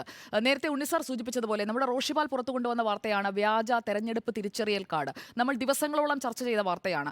അതിൽ ഒരു പ്രതിച്ഛായ പ്രതിസന്ധിയിലേക്ക് പൊടുന്നനെ കൂപ്പുകുത്തുകയായിരുന്നു രാഹുൽ മാങ്കൂട്ടത്തിൽ എന്ന നേതാവ്. രാഹുലിന് തന്നെ അത് ചർച്ച ചെയ്യുന്നതിന് വലിയ ബുദ്ധിമുട്ടായിരുന്നു. എനിക്ക് തോന്നുന്നു മിക്കവരെയും വിളിക്കുകയും ഒക്കെ സംസാരിക്കുകയും ഒക്കെ ചെയ്തതാണ് രാഹുൽ മാങ്കൂട്ടത്തിൽ ആ വിഷയത്തിൽ. അതിൽ നിന്ന് പൊടുന്നനെ ഒരു പ്രതിച്ഛായ കൂടുകയാണ്. രാഹുൽ മാങ്കൂട്ടത്തിൽ എന്ന് പറയുന്ന വ്യക്തിക്ക് ഒരു പ്രതിച്ഛായ നിർമ്മിതി ഇന്ന് സംഭവിച്ചിട്ടുണ്ട്. അത് യൂത്ത് കോൺഗ്രസ് അധ്യക്ഷൻ എന്ന നിലയിൽ ചാർജ് എടുത്ത ദിവസങ്ങൾക്കകം ഈ ഒറ്റ സമരത്തിലൂടെ രാഹുലിന് കൊണ്ടുവരാൻ കഴിഞ്ഞു എന്നത് അത് രാഹുലിന്റെ കൂടി ഒരു ബുദ്ധിയാണ് എന്നാണ് ഞാൻ കരുതുന്നത്. ഇക്കാര്യത്തിൽ നാളെ ഇപ്പോൾ യൂത്ത് കോൺഗ്രസ് സെക്രട്ടേറിയറ്റിലേക്ക് മാർച്ച് നടത്താൻ പോവുകയാണ്. ഒരു നേരത്തെ ഡോക്ടർ അരുൺ സൂചിപ്പിച്ചതുപോലെ സമരാഗ്നി ഫെബ്രുവരി 9-നാണ്. അതിന് മുമ്പുള്ള ഒരു അടുപ്പുവെട്ടാണ് ഇന്ന് നമ്മൾ കാണുന്നത്. അതിന്റെ തുടർച്ചയാണ് നാളെ കാണാൻ പോകുന്നത്. ഇക്കാര്യത്തിൽ അറസ്റ്റിന് പിന്നിൽ ഗൂഢാലോചനയുണ്ട് എന്ന രാഹുൽ മാങ്കൂട്ടത്തിലിന്റെയും കോൺഗ്രസ് നേതാക്കളുടെയും വാദം അത് പരിശോധിക്കപ്പെടേണ്ടതാണ്. അങ്ങനെയാണെങ്കിൽ ഏത് തരത്തിലുള്ള ഗൂഢാലോചന ഏത് തലത്തിൽ നടന്നു എന്നതാണ് അവർ പറയേണ്ടത്. പിന്നെ തുടങ്ങിയിട്ടേ ഉള്ളൂ എന്ന രാഹുലിന്റെ വെല്ലുവിളി അപ്പോൾ ഇന്നത്തെ ഈ ഡിസ്പ്ലേ മുഴുവൻ അവരുടെ കൂടി ഒരു പ്ലാനിങ്ങും അതുപോലെ തന്നെ അവരുടെ കൂടി ഒരു സ്റ്റേജ് ചെയ്തിട്ടുള്ള ഒരു ഇവന്റുമാണോ എന്നതും അവരാണ് വ്യക്തമാക്കേണ്ടത്. ഇക്കാര്യങ്ങളെല്ലാം ഈ രണ്ട് വിഷയങ്ങളും രണ്ട് അഭിപ്രായങ്ങളും ജനങ്ങൾ കണ്ടുകൊണ്ടിരിക്കുകയാണ്. ഈ നാടകീയ അറസ്റ്റ് അതൊന്നും നാടകീയമാണ് എന്ന് എനിക്ക് തോന്നുന്നില്ല. പുലർച്ചെ വീട്ടിൽ കയറി ആദ്യമായി അറസ്റ്റ് ചെയ്യുന്ന ആളൊന്നുമല്ല രാഹുൽ മാങ്കൂട്ടത്തിൽ. അതുകൊണ്ട് ഈ പുലർച്ചെ വീട്ടിൽ കയറി അമ്മയ്ക്കറിയാം രാഷ്ട്രീയ നേതാവാണെന്ന്, ഒരുപക്ഷെ അടുത്ത തെരഞ്ഞെടുപ്പിൽ മത്സരിക്കുമായിരിക്കാം, നിയമസഭയിലേക്ക് മത്സരിക്കുമായിരിക്കാം. അങ്ങനെ രാഹുൽ മാങ്കൂട്ടത്തിൽ ഒരു രാഷ്ട്രീയ നേതാവായി വളരാനുള്ള ഓരോ പടികൾ ചവിട്ടിക്കൊണ്ടിരിക്കുകയാണ്. യൂത്ത് കോൺഗ്രസ് സംസ്ഥാന അധ്യക്ഷനായിരിക്കുന്നു. അങ്ങനെ രാഷ്ട്രീയത്തിലേക്ക് ഇറങ്ങുമ്പോൾ അറസ്റ്റും സമരവും ഇതെല്ലാം സ്വാഭാവികമായി അതിനൊപ്പം ഉണ്ടാകുമെന്ന് അറിയാവുന്നവരാണ് കുടുംബാംഗങ്ങൾ എന്നതാണ് എൻ്റെ പരിമിതമായ ബോധ്യം. അപ്പോൾ അതിൽ ആ ഒരു വാദത്തോടും എനിക്ക് പൂർണ്ണമായും യോജിപ്പില്ല. അമ്മയുടെ മുന്നിൽ വെച്ച് അറസ്റ്റ് ചെയ്യണമെന്നത് ഇതിൽ പരിശോധിക്കപ്പെടേണ്ട ഈ പിന്നിലുള്ള പ്രതികാര ബുദ്ധിയെക്കുറിച്ച് ഞാൻ ആമുഖമായി പറഞ്ഞല്ലോ. അമ്മയുടെ മുന്നിൽ വെച്ച് അറസ്റ്റ് ചെയ്യണമെന്നുള്ളത് പിണറായി വിജയന്റെ തീരുമാനം എന്ന് രാഹുൽ മാങ്കൂട്ടത്തിൽ പറയുന്നുണ്ട്. അപ്പോൾ ആ ഒരു ആരോപണം അതിൻ്റെ ഒരു വസ്തുത പരിശോധിക്കണം. പിണറായി വിജയൻ പറഞ്ഞിട്ടാണോ, നേരിട്ട് മുഖ്യമന്ത്രി ഇക്കാര്യത്തിലൊക്കെ ഇടപെട്ട് ADGP MR അജിത് കുമാർ വഴി ഇക്കാര്യങ്ങളെല്ലാം ഓപ്പറേറ്റ് ചെയ്തതാണോ? ആ ഒരു വാദമാണല്ലോ, ആ ഒരു ഗൂഢാലോചന സിദ്ധാന്തമാണല്ലോ കോൺഗ്രസ് മുന്നോട്ട് വയ്ക്കുന്നത്. അങ്ങനെയാണെങ്കിൽ അതിൻ്റെ ഒരു ക്ലാരിറ്റി വരുത്തേണ്ടത് VD സതീശൻ അടക്കമുള്ള കോൺഗ്രസ് നേതാക്കളാണ്. നേരത്തെ ഡോക്ടർ അരുൺ സൂചിപ്പിച്ചു സെക്രട്ടേറിയറ്റ് മാർച്ച് 20-ാം തീയതി, അപ്പോൾ കറക്റ്റ് 20 ദിവസം, ഇന്ന് 9-ാം തീയതിയാണ്. 20-ാം നാളിലാവുമ്പോഴാണ് ഈ അറസ്റ്റ് സംഭവിക്കുന്നത്. രാഹുൽ നാട്ടിൽ തന്നെ ഉണ്ടായിരുന്നു. ആശുപത്രി വാസമൊക്കെ കഴിഞ്ഞ്, ഇടയ്ക്ക് പനിയൊക്കെ ആയിരുന്നു, ആശുപത്രി വാസമൊക്കെ കഴിഞ്ഞ് മറ്റു പല പരിപാടികളിലും ആക്റ്റീവായി നിൽക്കുമ്പോഴാണ് ഈ അറസ്റ്റ് സംഭവിക്കുന്നത്. ഇതിനിടയിൽ സംഭവിച്ച വൈദ്യപരിശോധന ഇന്ന് കോടതിയിലേക്ക് വന്നപ്പോൾ ഒരു പ്രധാന എലമെന്റായി മാറിയത് ഈ വൈദ്യപരിശോധനാ ഫലമാണ്. ജാമ്യം നിഷേധിക്കുന്നതിൽ പ്രധാന കാരണമായി മാറിയതും ഈ വൈദ്യപരിശോധനാ ഫലമാണ്. യൂത്ത് കോൺഗ്രസ് പ്രവർത്തകർ പിന്തുടരുന്നുണ്ടായിരുന്നു. ഇടയിൽ എവിടെയെങ്കിലുമൊക്കെ രാഹുലിന് മാധ്യമങ്ങളോട് സംസാരിക്കാനുള്ള അവസരം ഉണ്ടാകും എന്നതൊക്കെ നമ്മൾ ഉറ്റുനോക്കിയതാണ്. ഇതിൽ ആദ്യം പതിവ് രീതിയിൽ ജനറൽ ആശുപത്രിയിലാണ് ആദ്യം കൊണ്ടുപോകുന്നതെങ്കിൽ ആ വൈദ്യപരിശോധന ഫോർട്ട് ആശുപത്രിയിലേക്ക് മാറ്റുന്നു. അതിനുശേഷമാണ് രണ്ടാമത്തെ പരിശോധനയിലേക്ക് വരുന്നത്. ഇതിൽ ആദ്യത്തെ മൂന്ന് പ്രതികൾ എന്ന് പറയുന്നത് പ്രതിപക്ഷ നേതാവ് അടക്കമുള്ള 3 MLA-മാരാണ്. 4-ാം പ്രതിയായ രാഹുൽ മാങ്കൂട്ടത്തിലാണ് ഈ കേസിൽ, ഈ സംഘർഷത്തിൽ അറസ്റ്റിലാകുന്ന ആദ്യത്തെ ഒരു പ്രോമിനന്റ് ഫിഗർ എന്ന് പറയുന്നത്. കൃത്യമായി രാഹുൽ മാങ്കൂട്ടത്തിന് ഇത് നിങ്ങൾ പറഞ്ഞതിൽ നിന്ന് വ്യത്യസ്തമായ ഒരു അഭിപ്രായമാണ്, തെറ്റാണെങ്കിൽ തള്ളിക്കളയാം. രാഹുൽ മാങ്കൂട്ടത്തിലുണ്ടായ പ്രതിച്ഛായ നഷ്ടം മറികടക്കുന്നതിനായി രാഹുലിന് കിട്ടിയ ഒരു സഹായമായി കൂടെ ഇത്? രാഹുൽ മാങ്കൂട്ടത്തിന് കൃത്യമായി ഒരു ഹീറോയിക് ഐക്കൺ എന്നുള്ള രീതിയിലേക്ക് പെട്ടെന്ന് വ്യാജരേഖയുണ്ടാക്കിയ, തെരഞ്ഞെടുപ്പ് തിരിച്ചറിയൽ കാർഡ് വ്യാജമായി നിർമ്മിച്ച സംഘത്തിന്റെ അടുപ്പക്കാരനാണ് എന്നതിൽ നിന്ന് പെട്ടെന്ന് ഹീറോ ആവുകയാണ് രാഹുൽ മാങ്കൂട്ടത്തിൽ. അപ്പോൾ അങ്ങനെയുള്ള ഒരു വാദവും മറുഭാഗത്ത് നിൽക്കുന്നുണ്ട്. ആരോഗ്യ പ്രശ്നമുണ്ടെന്നുള്ള വാദമൊന്നും നിലനിന്നില്ല, അതുകൊണ്ട് തന്നെ ജാമ്യം കിട്ടിയില്ല. ഇക്കാര്യത്തിൽ ഞാൻ അവസാനിപ്പിക്കാം. അത് ഏത് പാർട്ടിയായാലും ഏത് സമരമായാലും പൊതുമുതൽ നശീകരണത്തിന് നേരിട്ടും അല്ലാതെയുമുള്ള ഉത്തരവാദിത്വം ഈ സമരം നടത്തുന്നവർക്കുണ്ട് എന്നതാണ് എൻ്റെ ഒരു ബോധ്യം. കാരണം ഒരു പൗരൻ എന്ന നിലയിൽ ഞാൻ എടുക്കുന്ന ഒരു അഭിപ്രായം അതാണ്. ഈ പൊതുമുതൽ നശിപ്പിച്ചതിന്, അതിപ്പോൾ ഞാനായാലും നമ്മൾ ആരായാലും അതല്ല മറ്റ് രാഷ്ട്രീയ പാർട്ടികളുടെ നേതാക്കളായാലും, പൊതുമുതൽ നശിപ്പിച്ചാൽ അവർ നിയമപരമായ നടപടികൾ നേരിടേണ്ടതുണ്ട്. ഇക്കാര്യത്തിൽ പ്രതികാര നടപടി ഉണ്ടായിട്ടുണ്ടെങ്കിൽ, അത് രാഹുലിന്റെ ആരോപണമാണ്, പ്രതികാര നടപടി ഉണ്ടായിട്ടുണ്ടെങ്കിൽ അത് പരിശോധിക്കപ്പെടേണ്ടതാണ്. ഇതിൽ ഒരു പോയിന്റോട് കൂടി എനിക്കറിയാം, തീർച്ചയായും നിങ്ങൾക്കത് വിയോജിക്കാനുണ്ടാവും. കാരണം 2 വ്യത്യസ്തങ്ങളായ അഭിപ്രായങ്ങൾ, എനിക്ക് 3 വ്യത്യസ്തങ്ങളായ അഭിപ്രായങ്ങൾ വന്നിരിക്കുന്ന ഒരു പശ്ചാത്തലത്തിൽ തീർച്ചയായും നമുക്കത് കൂടുതൽ ചർച്ച ചെയ്യാം. പ്രധാനമായും വ്യത്യസ്തമായ ഒരു അഭിപ്രായം പറഞ്ഞ അരുണാണ്, അതുകൊണ്ട് എനിക്ക് അരുണിനോടാണ്. തീർച്ചയായിട്ടും എനിക്ക് നികേഷ് കുമാറും പറഞ്ഞിട്ടുണ്ട്. അപ്പോൾ നമുക്കത് സംസാരിക്കാം. ഒരു കാര്യം കൂടി കൂട്ടിച്ചേർക്കാം. അത് നേരത്തെ പറഞ്ഞതാണ്, അതിനകത്ത് ക്ലാരിറ്റി ഇല്ലാതെ പോയതുകൊണ്ടാണ്. ഈ 50,000 രൂപയുടെ പൊതുമുതൽ നഷ്ടം വരുമ്പോൾ 2,20,000 കേസിൽ സർക്കാർ എടുത്തിരിക്കുന്ന നിലപാട് കൂടി പൊതുസമൂഹം അറിയേണ്ടതുണ്ട്. ആ 2,20,000 കേസ് എഴുതിത്തള്ളാൻ സർക്കാർ ശ്രമിക്കുമ്പോൾ, അങ്ങനൊരു കേസ് വേണ്ട എന്ന നിലപാടെടുക്കുമ്പോൾ 50,000 പേരിൽ കേസ് എടുക്കാൻ പോകുന്നു എന്നുള്ളതും അതേ സർക്കാരിൻ്റെ പോലീസാണ് എന്നുള്ളതാണ് ഇതിലെ ഒരു വിചിത്രമായ അനുഭവം എന്നുള്ളത്. അത് സർക്കാരിന് ഈ PDPP ആക്ടുമായി ബന്ധപ്പെട്ടുകൊണ്ടുള്ള ഒരു രാഷ്ട്രീയ നിലപാടാണ്. അത് പക്ഷപാതപരമായ നിലപാടാണ് എന്നാണ് എൻ്റെ പക്ഷം. മാത്രമല്ല, പ്രോസിക്യൂഷൻ്റെ ആർഗ്യുമെൻറ്റിൽ ഒരു പ്രധാനപ്പെട്ട കുഴപ്പമുണ്ട്. അതൊരു ഡിഫക്റ്റീവായ ഒരു ആർഗ്യുമെൻ്റ് ആയിട്ടാണ് ഞാൻ കണക്കാക്കുന്നത്. ആ സമരത്തിൽ പങ്കെടുത്ത സ്ത്രീകളെ മുൻനിർത്തി പോലീസിനെ പട്ടിക കൊണ്ടടിച്ചു എന്നാണ് പറഞ്ഞിരിക്കുന്നത്. അവിടെ പങ്കെടുക്കാൻ വന്നവരെ മുൻനിർത്തേണ്ട കാര്യമൊന്നുമില്ല. മുൻനിരയിൽ സ്ത്രീകൾക്ക് നിൽക്കാൻ സാധിക്കും. യൂത്ത് കോൺഗ്രസിലെ വനിതാ പ്രവർത്തകർ വളരെ ആവേശപൂർവ്വമാണ് അന്ന് ആ സമരത്തിൽ പങ്കെടുക്കുന്നത്. അതുകൊണ്ട് അവരെ മുന്നിൽ നിർത്തി രാഹുൽ പട്ടിക കൊണ്ടടിപ്പിച്ചു എന്നൊക്കെ പറയുന്നത്. അതിലെനിക്കൊരു കാര്യം പറയാനുണ്ട്. അതായത് ആ ദൃശ്യങ്ങൾ മുഴുവൻ ഞാൻ തത്സമയം കണ്ടതാണ്. അതിൽ അരിതയടക്കമുള്ള അല്ലെങ്കിൽ മറ്റ് പ്രവർത്തകർ എല്ലാവരെയും നമ്മൾ കാണുന്നുണ്ട്. ഈ സമരത്തിൽ നിന്ന് കുറെ പേർ തിരിഞ്ഞു നടക്കുന്നുണ്ട്. അതായത് പോലീസിന്റെ ഭാഗത്ത് നിന്ന് പ്രതീക്ഷിച്ച രീതിയിലുള്ള ഒരു ആക്ഷൻ ഒന്നും അവിടെ ഉണ്ടായിട്ടില്ല എന്നതൊരു വസ്തുതയാണ്. ആ വസ്തുത നമ്മൾ പറയുക തന്നെ വേണം. കാരണം പോലീസ് അങ്ങോട്ട് കയറി ഒരു ആത്മനിയന്ത്രണം പോലീസ് പാലിച്ചിട്ടുണ്ട്. അങ്ങനെയുള്ള ഒരു ഘട്ടത്തിൽ ഈ പട്ടികയൂരി അങ്ങോട്ടേക്ക് ചെല്ലുന്നത് അതൊരു തരത്തിൽ വെല്ലുവിളിയാണ്. ഇന്ന് പിണറായി വിജയനാണ് എന്ന് പറയുന്നത് പോലെ തന്നെയുള്ളൊരു വെല്ലുവിളി അവിടെ നടന്നിട്ടുണ്ട്. നോക്കൂ, ഇപ്പൊ ഈ അതിനിടയിൽ ഞാൻ ഒന്ന് ഈ നിയമസഭയിലെ കാര്യം പറയട്ടെ. നമുക്ക് നിയമസഭയിൽ നമ്മൾ പൊതുമുതൽ നശിപ്പിക്കുന്ന വിഷയത്തിൽ പൊതുരംഗത്ത് നടക്കുന്നതും നിയമസഭയ്ക്കകത്ത് നടക്കുന്നതും രണ്ടും ഒരേ ബ്രാക്കറ്റിലിട്ട് കാണരുത് എന്നുള്ളൊരു ഒരു അഭിപ്രായം എന്നെ സംബന്ധിച്ചിടത്തോളം ഉണ്ട്. നിയമസഭയിൽ ഒരു ദിവസം നിങ്ങൾ പ്രതിഷേധിച്ച് സഭ മുടക്കുന്നത് തന്നെ യഥാർത്ഥത്തിൽ പൊതുമുതൽ നഷ്ടമാണ്. കാരണം സഭ നടത്തിക്കൊണ്ടുപോകുന്നതിലൂടെ ഉണ്ടാകുന്ന നിയമനിർമ്മാണം അടക്കമുള്ള കാര്യങ്ങളെയാണ് നിങ്ങൾ തടസ്സപ്പെടുത്തുന്നത്. അതുപോലും ഒരു പൊതുമുതൽ നഷ്ടപ്പെടുത്തലാണ്. അതിന് പ്രത്യേക അധികാരങ്ങളുണ്ട്. നിയമസഭയിലെ പ്രവർത്തനത്തിൽ നിയമസഭാംഗങ്ങളുടെ പ്രതിഷേധത്തിൽ ഉണ്ടാകുന്ന നഷ്ടങ്ങൾ എന്ന് പറയുന്നത് അതാ നിയമസഭയുടെ പ്രത്യേക അധികാരം. നമ്മുടെ നിയമസഭയുടെ ചരിത്രത്തിൽ ഇതാദ്യമായിട്ടാണ് നിയമസഭയ്ക്ക് അകത്ത് നടന്നിട്ടുള്ള ഒരു അക്രമ സംഭവം കേസായി മാറുന്നത്. മുമ്പ് പല ഘട്ടങ്ങളിൽ വലിയ നിലയിൽ ചവിട്ടിക്കൂട്ടിയിട്ടുണ്ട് നിയമസഭാംഗങ്ങളെ, വലിയ നിലയിൽ മൈക്കുകൾ വലിച്ചെറിഞ്ഞിട്ടുണ്ട്, വലിയ നിലയിലുള്ള നഷ്ടങ്ങൾ ഉണ്ടാക്കിയിട്ടുണ്ട്. ആ കാലഘട്ടത്തിലൊന്നും നിയമസഭയ്ക്ക് അകത്ത് നടന്ന അക്രമ സംഭവങ്ങൾ കേസായി മാറിയിട്ടില്ല. ഇവിടെ കേസായി മാറുന്നു എന്ന് പറയുന്നതിൻ്റെ കാരണം എന്ന് പറയുന്നത് വെച്ചാൽ തത്സമയ ടെലിവിഷൻ വരുന്നു, അപ്പോൾ ജനങ്ങൾ മുഴുവൻ കാണുന്നു. അപ്പോൾ നിങ്ങൾക്കാകാമെങ്കിൽ ഞങ്ങൾക്കായിക്കൂടെ എന്നുള്ള ഒരു സ്വാഭാവികമായ ചോദ്യം മറ്റുള്ള ആളുകളിലേക്ക് പ്രവഹിക്കും. അതുകൊണ്ടാണ് അത് കേസായി മാറിയിട്ടുള്ളത്. അതിന്ന് കോടതിയുടെ മുന്നിലാണ്. നോക്കൂ, സർക്കാർ രാഷ്ട്രീയമായി ചില കാര്യങ്ങൾ അവിടെ കോടതിയിൽ പറഞ്ഞു ഈ കേസ് പിൻവലിക്കണം നടക്കുള്ള അത് കോടതി അനുവദിച്ചിട്ടില്ലല്ലോ. അപ്പോൾ നിയമപരമായ നടപടികൾ മുന്നോട്ട് അത് ശരിയല്ല എന്നാണ് എൻ്റെ പക്ഷം. കാരണം എം വി നികേഷ് കുമാർ ഈ ആദ്യം ഈ രാഷ്ട്രീയ നേതാക്കളാണല്ലോ പൊതുസമൂഹത്തിൽ മാതൃക കാണിക്കണം എന്നുള്ള ഒരു പൊതുബോധമുള്ളത്. നമ്മുടെ ആ പൊതുബോധത്തിന് ഏറ്റവും വലിയ അടിയായിരുന്നു അത്. ഈ നോക്കൂ, റൈറ്റ് ടു ഇൻഫർമേഷൻ വരുന്നതിന് മുമ്പ് സർക്കാരിനുള്ളിലുള്ള പല കാര്യങ്ങളും നമുക്കറിയില്ല. ക്യാമറ വരുന്നതിന് മുമ്പ് ഒളിച്ചു വെച്ച പല കാര്യങ്ങളും അറിയില്ല. പുറത്തു വരുമ്പോഴാണ് യഥാർത്ഥ സ്വഭാവം ഇതാണ്. അതുകൊണ്ട് അതൊരു തെറ്റായ രീതിയാണ്. അത് തെറ്റോ? അതിനകത്ത് ഇപ്പം നമ്മൾ ഇപ്പോൾ പ്രതിപക്ഷാംഗങ്ങളെ 246 പ്രതിപക്ഷാംഗങ്ങളെ മുഴുവനായി സസ്പെൻഡ് ചെയ്യുന്ന ഘട്ടത്തിൽ ഗവൺമെന്റിന് ഒരു വാദം ഉണ്ടാവും, മറുഭാഗത്ത് വേറൊരു വാദം. ഇവിടെ വാദമില്ല. ഇവിടെ ഗവൺമെന്റിന്റെ സ്റ്റേറ്റ് എന്താണ് എടുക്കേണ്ടത്? ഇതൊരു ക്രൈമാണ്. ആയിക്കോട്ടെ, ഞാൻ പറയുന്നത് അത് ക്രൈം തന്നെയാണ്. പക്ഷെ മുൻകാലങ്ങളിൽ ഇതിനേക്കാൾ വലിയ ക്രൈം ഓര വീണ അനുഭവങ്ങൾ ഉള്ള കാലഘട്ടത്തിൽ കേസെടുത്തില്ല. അന്ന് ടെലിവിഷനിൽ അത് വിഷ്വലായി വന്നിട്ടില്ല.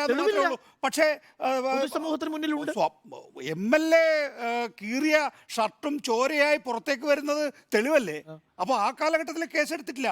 പിൻകാലത്ത് കേസായി മാറുന്നത് കേസെടുക്കണം നിയമ നടപടികളായി മുന്നോട്ട് പോകും. പക്ഷെ അതിനെയും ഈ പറയുന്ന നമ്മുടെ ബസ് അടിച്ചു പൊളിക്കുന്നതോ അല്ലെങ്കിൽ ഈ പോലീസുകാരൻ്റെ ലാത്തി അടിച്ചു പൊളിക്കുന്നതോ ആയിട്ട് താരതമ്യം ചെയ്യുന്നത് ഒരേ താരതമ്യമല്ല. രണ്ട് കേസാണ്. ശരി, എനിക്കതിനകത്ത് ഒരു വ്യത്യസ്തമായ അഭിപ്രായമുള്ളത്. കാരണം എന്താ വെച്ചാലേ, ഇപ്പോൾ നിയമസഭയിലെ ആ സംഭവത്തെ അത് പ്രധാനപ്പെട്ട ഒരു കോസിൻ്റെ ഭാഗമായി നടന്ന സമരമായിട്ടാണ് ഞാൻ മനസ്സിലാക്കുന്നത്. ചില സമരങ്ങൾ, ആ സമരം മുന്നോട്ട് വയ്ക്കുന്ന ആശയം വളരെ പ്രധാനമാണ്. അപ്പോൾ അന്ന് ബാർക്കോഴ എന്ന് പറയുന്ന പ്രശ്നം കേരളത്തിൽ കത്തി നിന്നൊരു വിഷയമാണ്. വലിയ അഴിമതിയുമായി ബന്ധപ്പെട്ട് നടന്ന ഒരു പ്രതിഷേധ സമരമാണ് നിയമസഭയ്ക്കകത്ത് നടന്നത്. 2,20,094 രൂപ അല്ലേ കൃത്യമായ കണക്ക്. അതിൻ്റെ ഒരു നഷ്ടമാണ് വന്നിരിക്കുന്നത്. അത് ഈടാക്കിക്കോട്ടെ കേട്ടോ, കുഴപ്പമൊന്നുമില്ല. പക്ഷേ ആ സമരത്തിലൂടെ നൽകുന്നൊരു സന്ദേശമുണ്ട് പ്രതിപക്ഷം. അത് വളരെ പ്രധാനമാണെന്ന് ഞാൻ കരുതുന്നു. ഈ അഴിമതിക്കെതിരായിട്ട് നടന്ന വലിയൊരു പോരാട്ടമായിട്ടാണ് ഞാനതിനെ മനസ്സിലാക്കുന്നത്. ഞാൻ അതിനകത്തെ ആ അൺറൂളിനെസ്സിനെയോ ആ ഹൂളിഗാനിസത്തെയോ ഒന്നും അംഗീകരിച്ചുകൊണ്ട് പറയുന്നതല്ല. ചില സമരങ്ങൾ, ചില ആശയങ്ങളെ മുൻനിർത്തി നടത്തുമ്പോൾ ഉണ്ടാകുന്ന ചില പ്രതിഷേധ രൂപങ്ങൾ നമ്മൾ വിചാരിക്കുന്നതിനപ്പുറത്തേക്കൊക്കെ പോകാം. അല്ല, പക്ഷേ ആ കേസ് ആ കേസിൽ ആയിക്കോട്ടെ ആ കേസിൽ ഞാനത് നേരത്തെ തന്നെ ഉന്നയിച്ചിട്ടുണ്ട്. ആ കേസ് പല രീതിയിൽ സുപ്രീം കോടതി വരെ പോയി, അപ്പീലിന് പോയി. അതെല്ലാം പരമാവധി തൂത്തുമായ്ച്ച് കളയാനായിട്ട് ആ കേസിൽപ്പെട്ട ആളുകൾ ശ്രമിക്കുന്നുണ്ട്. എൻ്റെ പ്രശ്നം എന്ന് പറയുന്നത് അത് ഉന്നയിച്ചിട്ട് ഇപ്പം നോക്കൂ, താങ്കൾ നേരത്തെ പറയുന്നുണ്ടായിരുന്നു ഈ പൂജപ്പുര പോലീസ് സ്റ്റേഷനിലെ റിജിൻ എന്ന് പറയുന്ന ആളുടെ കൈ ആക്രമിക്കപ്പെട്ടു എന്ന് പറയുന്നത്. മുത്തങ്ങ സമരം നടന്നതിലെ ഒരു പോലീസുകാരൻ മരിച്ചിട്ടുണ്ട്. പറയട്ടെ, അതെ, ജോഗി എന്ന് പറഞ്ഞ പോലീസുകാരൻ മരിച്ചിട്ടുണ്ട്. ഞാൻ പറയുന്ന ആ മുത്തങ്ങ സമരം എന്ന് പറയുന്നത് കേരളത്തിൻ്റെ മനസാക്ഷിയെ പിടിച്ചുലച്ചൊരു സമരമാണേ. അത് ആദിവാസികളുടെ ഭൂമിയുടെ അവകാശവുമായി ബന്ധപ്പെട്ട സമരമാണ്. അതിനകത്തൊരു പോലീസ് രക്തസാക്ഷി ആയിട്ടുണ്ട്. ഇത്തരം സമരങ്ങൾ, ഞാൻ പറഞ്ഞ ചില ആശയങ്ങളുമായി ബന്ധപ്പെട്ട് നടക്കുന്ന ചില പോരാട്ടങ്ങളെ, ആ പോരാട്ടങ്ങളിൽ രക്തസാക്ഷികളുണ്ടാവും. ഇത് സമരക്കാരെത്ര വെടിയേറ്റ് മരിച്ചിട്ടുണ്ടെന്നേ കേരളത്തിൽ. എത്ര സമരങ്ങളിൽ ആളുകൾ വെടിയേറ്റ് മരിക്കുന്നുണ്ട്. ഞാൻ പറയുന്ന ആ സമരത്തിൻ്റെ രാഷ്ട്രീയ ലക്ഷ്യവുമായും ആശയവുമായി ബന്ധപ്പെട്ട് ചില സമരങ്ങൾക്ക് ഇത്തരത്തിലുള്ള സ്വഭാവങ്ങളൊക്കെ വരും. അതൊരു പ്രോഗ്രസീവായ സൊസൈറ്റിയുടെ സ്വഭാവമായിട്ട് കാണും ഞാൻ. കാരണം എന്ന് വെച്ചാൽ ഒരു ജനാധിപത്യ സംവിധാനത്തിനകത്ത് ആളുകൾ പ്രതിഷേധിക്കുമ്പോൾ ചില അവകാശങ്ങൾക്ക് വേണ്ടിയിട്ടാണ് പ്രതിഷേധിക്കുക, ചില ആശയങ്ങൾക്ക് വേണ്ടിയിട്ടാണ് പ്രതിഷേധിക്കുക. ആ ആശയങ്ങൾക്ക് വേണ്ടിയും അവകാശങ്ങൾക്ക് വേണ്ടിയിട്ടുള്ള സമരങ്ങൾ ചിലപ്പോൾ സമരതീഷ്ണമായിട്ടുള്ള രക്തരൂഷിതമായി മാറാനുള്ള സാധ്യതയുണ്ട്. രക്തസാക്ഷികൾ ഉണ്ടാകാറുണ്ട്. ചിലപ്പോൾ പൊതുമുതൽ നശിപ്പിക്കപ്പെടാറുണ്ട്. നമ്മൾ പല അവകാശങ്ങളും നേടിയെടുത്തിട്ടുള്ളത് ഈ ബസ്സിന് കല്ലെറിഞ്ഞു കഴിഞ്ഞും ബസ്സിന് ചിലപ്പോൾ തീ വെച്ചിട്ടും ഒക്കെ തന്നെയാണെന്നേ. അപ്പോൾ അത്തരത്തിലുള്ള സമരങ്ങൾ ഉണ്ടായിട്ടുണ്ടെങ്കിൽ അതിൻ്റെ നേട്ടങ്ങളും ഉണ്ടായിട്ടുണ്ട്. എൻ്റെ പ്രശ്നം ഞാൻ ഇതിനകത്ത് ഈ പറയുന്ന ഭരണകൂട ഭീകരത എന്ന് പറയുന്നത് അതിനകത്ത് പിന്നെ നികേഷ് ഉപയോഗിച്ചൊരു വാക്കുണ്ട്, ഇമോഷണൽ ആകേണ്ട കാര്യമില്ല. അത് ശരിയാണ്, ഇതിനെ ഞാൻ ഇമോഷണലായിട്ട് കാണുന്നില്ല. എന്ന് മാത്രമല്ല, ഞാൻ എൻ്റെ അഭിപ്രായം പറഞ്ഞപ്പോൾ തന്നെ പറഞ്ഞിരുന്നു, ഈ PDPP ആക്ട് ആയാലും IPC 333 ആയാലും സ്വാഭാവികമായും അത്തരത്തിലുള്ള വകുപ്പുകൾ ചുമത്തിയാൽ കേസിൽ അറസ്റ്റ് ചെയ്യപ്പെടും. അത് ഞാനാണെങ്കിലും അറസ്റ്റ് ചെയ്യപ്പെടും. അതിനകത്ത് യൂത്ത് കോൺഗ്രസിൻ്റെ സംസ്ഥാന അധ്യക്ഷൻ എന്ന നിലയിൽ എന്തെങ്കിലും ഒരു ഇമ്മ്യൂണിറ്റി രാഹുൽ മാങ്കൂട്ടത്തിന് ഉണ്ടെന്ന് ഞാൻ വിചാരിക്കുന്നില്ല. അങ്ങനെ കൊടുക്കണമെന്ന് ഞാൻ പറയുന്നില്ല. പ്രശ്നം എന്താണെന്ന് വെച്ചാൽ, ഞാൻ അതുമായി ബന്ധപ്പെട്ട് അതൊരു ഒറ്റപ്പെട്ട സംഭവമല്ല എന്ന് പറഞ്ഞുകൊണ്ടാണ് ഞാൻ എൻ്റെ അഭിപ്രായം വിശദീകരിച്ചത്. ഈ ഭരണകൂട ഭീകരത എന്ന് പറയുന്നത് പിന്നെ അരുണേ, നമ്മളത് ഈ എപ്പോഴും അത് ഈ വലിയ സംഭവം, ഇപ്പോൾ ഗ്യാസ് ചേമ്പർ ഉണ്ടാകുമ്പോൾ മാത്രമല്ല ഭരണകൂട ഭീകരത ഉണ്ടാവുക, അടിയന്തരാവസ്ഥ പ്രഖ്യാപിക്കുക മാത്രമല്ല ഭരണകൂട ഭീകരത ഉണ്ടാവുക. ഭരണകൂട ഭീകരത എന്ന് പറയുന്നത് നിങ്ങളുടെ ജീവിതത്തിൽ ഏതെങ്കിലും തരത്തിൽ ഭയചകിതനാകുന്നുണ്ടെങ്കിൽ അതൊരു ഭീകരതയാണ്. ഏതെങ്കിലും രീതിയിൽ ഇപ്പം നമ്മൾ ഒരു പ്രത്യേക കാലഘട്ടത്തിൽ എന്തെഴുതിയാലും അത് രാഷ്ട്രവിരുദ്ധമായി പോകുമെന്ന് പറഞ്ഞ് ഭയപ്പെടുത്തിയിട്ട് ആളുകളെ മാറ്റിക്കളഞ്ഞില്ലേ നരേന്ദ്രമോദി? എങ്ങനെയാണ് ഈ പറയുന്ന എത്ര എന്താണ് അതിന് പറയാ, ആ കേസ് രാജ്യദ്രോഹ കുറ്റത്തിൻ്റെ അടിസ്ഥാനത്തിൽ എത്ര പേർക്കെതിരായിട്ടാണ് ഇപ്പോൾ ഈ പറയുന്ന കേസുകളുണ്ട്? വെറുതെ ഒരു കേസം ഇടുകയാണെന്നേ, വെറുതെ ഒരു കേസം കിട്ടേക്കുകയാണ്. അത്തരത്തിൽ നിങ്ങളെ അനുഭവിപ്പിക്കും ഈ പറഞ്ഞ ഭരണകൂടം. അത് ഈ പറഞ്ഞ ഗ്യാസ് ചേമ്പറും അടിയന്തരാവസ്ഥയൊന്നും വേണ്ട, ആ രീതിയിലാണ് ആ ഭീകരത വരുന്നത്. അത് ഞാൻ ഈ പറഞ്ഞത് കഴിഞ്ഞ കുറേ നാളുകളായിട്ട് കേരളം കാണുന്നുണ്ടെന്നാണ് ഞാൻ ഈ പറഞ്ഞത്. അത് ഒരു തരത്തിലുള്ള ഈ പോലീസിനെ നിങ്ങൾ വേറൊരു രീതിയിൽ ഉപയോഗിക്കാൻ ശ്രമിച്ചു തുടങ്ങിയാൽ ആ സെക്കൻഡ് മുതൽ ആ ഭരണകൂടം ആൻറ്റി സോഷ്യലാണെന്ന് വിചാരിക്കുന്ന ഒരാളാണ്. സമൂഹ വിരുദ്ധമാണ് ആ സർക്കാർ. നിങ്ങൾ പോലീസിനെയൊക്കെ ഉപയോഗിക്കുന്നൊരു പ്രത്യേക രീതിയുണ്ട്. പോലീസിന് എനിക്ക് അത്ഭുതം തോന്നിയിരുന്നു. ഇന്നിപ്പോൾ ഈ നമ്മുടെ ഇദ്ദേഹം ഉണ്ടല്ലോ, P. രാജീവിൻ്റെ ഒരു ബൈറ്റുണ്ടല്ലോ, നിയമത്തിൻ്റെ വഴിക്ക് പോകുന്നത്. ഏത് സർക്കാർ അധികാരത്തിൽ വന്നാലും കാണാപ്പാടം പഠിച്ചതുപോലെ പറഞ്ഞു വയ്ക്കുന്ന ഒരു വാക്യവും അത് നന്നായി ഛർദ്ദിച്ചുകൊണ്ടിരിക്കും. എന്ത് പ്രശ്നം ഉണ്ടായില്ല. അതിപ്പം ഇടതുപക്ഷം കയറിയാൽ അല്ലെങ്കിൽ UDF കയറിയ ഉടനെ തന്നെ ഉമ്മൻചാണ്ടി എത്ര പ്രാവശ്യം പറഞ്ഞിട്ടുണ്ട്, നിയമം സോളാർ കേസിൽ ചോദിച്ചാൽ പറയും നിയമത്തിൻ്റെ വഴിക്ക് പോകും. അല്ല, അത്രേ ഉള്ളൂ. നമ്മൾ അതുപോലെ തന്നെ അരുൺ ഉപയോഗിച്ചൊരു വാക്കുണ്ട്, നിയമവാഴ്ച. എന്തായിരുന്നു ഈ നിയമവാഴ്ച എന്നൊക്കെ പറഞ്ഞാൽ? നമ്മളെപ്പോഴാണ് ഈ പറയുന്ന നിയമവാഴ്ച ഉണ്ടാവണം സമൂഹത്തിൽ എന്നൊക്കെ പറയുമ്പോൾ നിയമത്തെ ഏത് രീതിയിലെടുത്ത് ഉപയോഗിക്കുന്നു എന്നുള്ളതാണ് പ്രധാനം. ഈ നമുക്ക് ഇപ്പം നല്ല രസകരമായിട്ടാണ് അടിയന്തരാവസ്ഥ കാലത്ത് നിയമവാഴ്ച ഉണ്ടായിരുന്നു. അറിയാമല്ലോ, 9 മണിക്ക് ട്രെയിൻ പുറപ്പെടുമായിരുന്നു. കൃത്യം 9 മണിക്ക് ട്രെയിൻ പുറപ്പെടും. 10 മണിൻ്റെ സമയം ഉണ്ടെങ്കിൽ ഓഫീസിൽ ആളുകൾ പഞ്ച് ചെയ്തിരിക്കും, കയറിയിരിക്കും. അങ്ങനെ 20 സീറ്റ് കേരളത്തിൽ നിന്ന് കൊണ്ടുപോയത്. കാരണം ഗംഭീരമായിരുന്നു നമ്മുടെ ജീവിതം എന്ന് പറയുന്നത്. അപ്പോൾ ഇതങ്ങ് തുടർന്നോട്ടെ എന്ന കേരളത്തിൽ ഞങ്ങൾ തീരുമാനിച്ചത്. നോക്കൂ, ഈ പറയുന്ന നിയമവാഴ്ച എന്ന് പറയുന്നത് വളരെ സൂക്ഷിച്ച് ഉപയോഗിക്കേണ്ട ഒരു പ്രയോഗമാണ്. ഭരണകൂട ഭീകരത എന്ന് പറയുന്നത് എപ്പോഴും ഈ പറയുന്ന വലിയ സംഭവങ്ങളിലൂടെ അല്ല, അത് ചെറിയ ചെറിയ ആക്റ്റുകളിലൂടെ നിങ്ങളെ ഇപ്പോൾ ഈ പറയുന്ന യൂത്ത് കോൺഗ്രസിൻ്റെ അധ്യക്ഷനെ അറസ്റ്റ് ചെയ്യുന്നു. ഞങ്ങളുടെ അധികാരത്തിലൂടെ ഞങ്ങൾക്ക് ഇപ്പോൾ ഒരു മൈക്ക് ഓപ്പറേറ്റർക്കെതിരെ കേസെടുത്ത് കളയും. അങ്ങനെയുണ്ട്. മൈക്ക് ഓപ്പറേറ്റർക്കെതിരെ കേസെടുത്തുകളെ മൈക്ക് ഓഫായി പോയാൽ ഇതിങ്ങനെ ചെറുതായിട്ട് ഈ പറയുന്ന ഭരണകൂട ഭീകരത എന്ന് പറയുന്നൊരു വലിയ അന്തരീക്ഷത്തിലേക്ക് കേരളം മാറിയെന്നൊന്നുമല്ല ഞാൻ പറയുന്നത്. അതിൻ്റെ സ്വഭാവങ്ങൾ കാണിക്കാൻ അനുവദിക്കരുത്. അവിടെയാണ് എൻ്റെ ഇമോഷൻ നിൽക്കുന്നത്. അത്തരം സ്വഭാവങ്ങൾ കാണിക്കുന്ന സർക്കാരുകളെ നിലയ്ക്ക് നിർത്തിയിട്ടുണ്ടെന്ന് ഈ സൊസൈറ്റിയെ കുറിച്ചുള്ള ഒരു അഭിപ്രായം എനിക്ക് അതാണ്. ഇല്ല, നേരത്തെ ഡോക്ടർ അരുൺ പറഞ്ഞത് നിയമവാഴ്ച വേണ്ടേ. മന്ത്രി P. രാജീവും പറഞ്ഞു നിയമപരമായിട്ടാണ് കാര്യങ്ങൾ പോകുന്നത്. നിയമപരമായി പോകേണ്ട പല ഘട്ടങ്ങളും നിയമപരമായി പോയിട്ടില്ല എന്നിടത്താണ് പോലീസുമായി ബന്ധപ്പെട്ട് നമുക്ക് അഭിപ്രായ വ്യത്യാസമുള്ളത്. ചില ഘട്ടങ്ങളിൽ പോലീസ് നിർവീര്യമാകുന്നു, ചില ഘട്ടങ്ങളിൽ മാറി നിൽക്കുന്നു, ബാക്കിയുള്ളവർക്ക് നിയമം കയ്യിലെടുക്കാൻ അവസരം കൊടുക്കുന്നു, ചില സമയത്ത് ഭയങ്കര ഊർജ്ജസ്വലമായി നിൽക്കുന്നു. ഇല്ല, ഞാൻ പൂർത്തിയാക്കട്ടെ. ബന്ധപ്പെട്ടാണ് ആ വാദമെങ്കിൽ എവിടെയാണ് പോലീസ്? ജനസദസ്സുമായി ബന്ധപ്പെട്ട് തന്നെ ഞാൻ പറയാം. ഈ ഭിന്നശേഷിക്കാരനെ മർദ്ദിച്ചവർക്കെതിരെ എപ്പോഴാണ് കേസെടുത്തത്? കേസെടുത്തിട്ടില്ല എന്നുള്ളതാണ് പറയാനുള്ളത്. മറ്റൊന്ന്, മുഖ്യമന്ത്രിയുടെ ഗൺമാനെതിരെ നടപടിയെടുത്തോ? കേസെടുത്തപ്പോഴാണ്, കോടതി പറഞ്ഞപ്പോഴാണ്. പിന്നെ നേരത്തെ ഡോക്ടർ അരുൺ പറയുന്നത് 124 ഗവർണർക്കെതിരെ കരിങ്കൊടി കാട്ടിയവർക്കെതിരെ 124 പ്രകാരം ഗവർണർ പറഞ്ഞിട്ടാണ്, ഗവർണർ ആവശ്യപ്പെട്ടിട്ടാണ്. അപ്പോൾ എങ്ങനെയാണ് ആവശ്യപ്പെടുന്നത്? അല്ല, അത് വിട്. 124 എടുത്തല്ലോ എന്നല്ല ആ വാദമായി. അല്ല, 124 ഇടണമെന്ന അഭിപ്രായം എനിക്കില്ല. ഞാൻ പറഞ്ഞ കരിങ്കൊടി സമരവുമായി ബന്ധപ്പെട്ട് കരിങ്കൊടി സമരവുമായി ബന്ധപ്പെട്ട് പോലീസ് രണ്ടു കൂട്ടർക്കുമെതിരെ 2 തരത്തിലുള്ള സമീപനം. ഒരു സംശയമില്ല. അത് മാത്രമല്ല, പോലീസ് സ്റ്റേഷനിൽ തൃശൂർ ചാലക്കുടിയിൽ SFI DYFI പ്രവർത്തകർ പോലീസ് ജീപ്പിന്റെ ചില്ല് തകർത്ത കേസിൽ പ്രതിയെ CPM ഏരിയ സെക്രട്ടറി മോചിപ്പിക്കുന്നുണ്ട്. അത് പോട്ടെ, മോചിപ്പിക്കാൻ എങ്ങനെ? നേരത്തെ CPM പറയുന്ന അതേ വാദം എടുത്ത് പറയല്ലേ? അല്ല, അതൊരു വാദമായിട്ട് പറയണ്ട. രാഹുൽ രാവിലെ വെളുപ്പിന് പോയി അറസ്റ്റ് ചെയ്യേണ്ട സാഹചര്യമില്ല. ഡോക്ടർ അരുൺ ഇന്ന് രാവിലെ 6:30 പോയി അറസ്റ്റ് ചെയ്യേണ്ട സാഹചര്യം 2-3 ദിവസമായി. നേതാവാണ്. ഞാനൊന്ന് പൂർത്തിയാക്കട്ടെ കേട്ടോ, അപ്പോൾ പല തവണയായി പോലീസിന്റെ ഈ തരത്തിലുള്ള രീതികൾ നമ്മുടെ മുന്നിലുണ്ട്. ആ, ആ, മുഖ്യമന്ത്രി തന്നെ ആഹ്വാനം ചെയ്യുന്ന കാര്യം നമ്മുടെ മുന്നിലുണ്ട്. ഭിന്നശേഷിക്കാരനെ മർദ്ദിച്ചവർക്കെതിരെ കേസെടുത്തില്ല നമ്മൾ പറഞ്ഞതാണ്. ഗ്രോവാസിന്റെ വായു പൊത്തിയ പോലീസല്ലേ അല്ലേ? ഇപ്പോൾ രാഹുലിനെ പോലീസ് പിടിച്ചുകൊണ്ടുപോകാൻ മിണ്ടാൻ സമ്മതിക്കുന്നില്ല. ഇവിടെ മറ്റേ ജോലിക്ക് വേണ്ടി വ്യാജരേഖ ചമച്ച കേസിൽ വിദ്യ അല്ലേ, വിദ്യയ്ക്ക് വിശദമായി സംസാരിക്കാനുള്ള അവസരം പോലീസുകാർ നൽകുന്നുണ്ടായിരുന്നു. അപ്പോൾ ആർക്കൊപ്പം നിൽക്കണം, ആർക്കൊക്കെ അവസരം നൽകണം, ആർക്കെതിരെ നടപടിയെടുക്കണം എന്നൊക്കെ ഇവിടെ പോലീസിന് അറിയാം.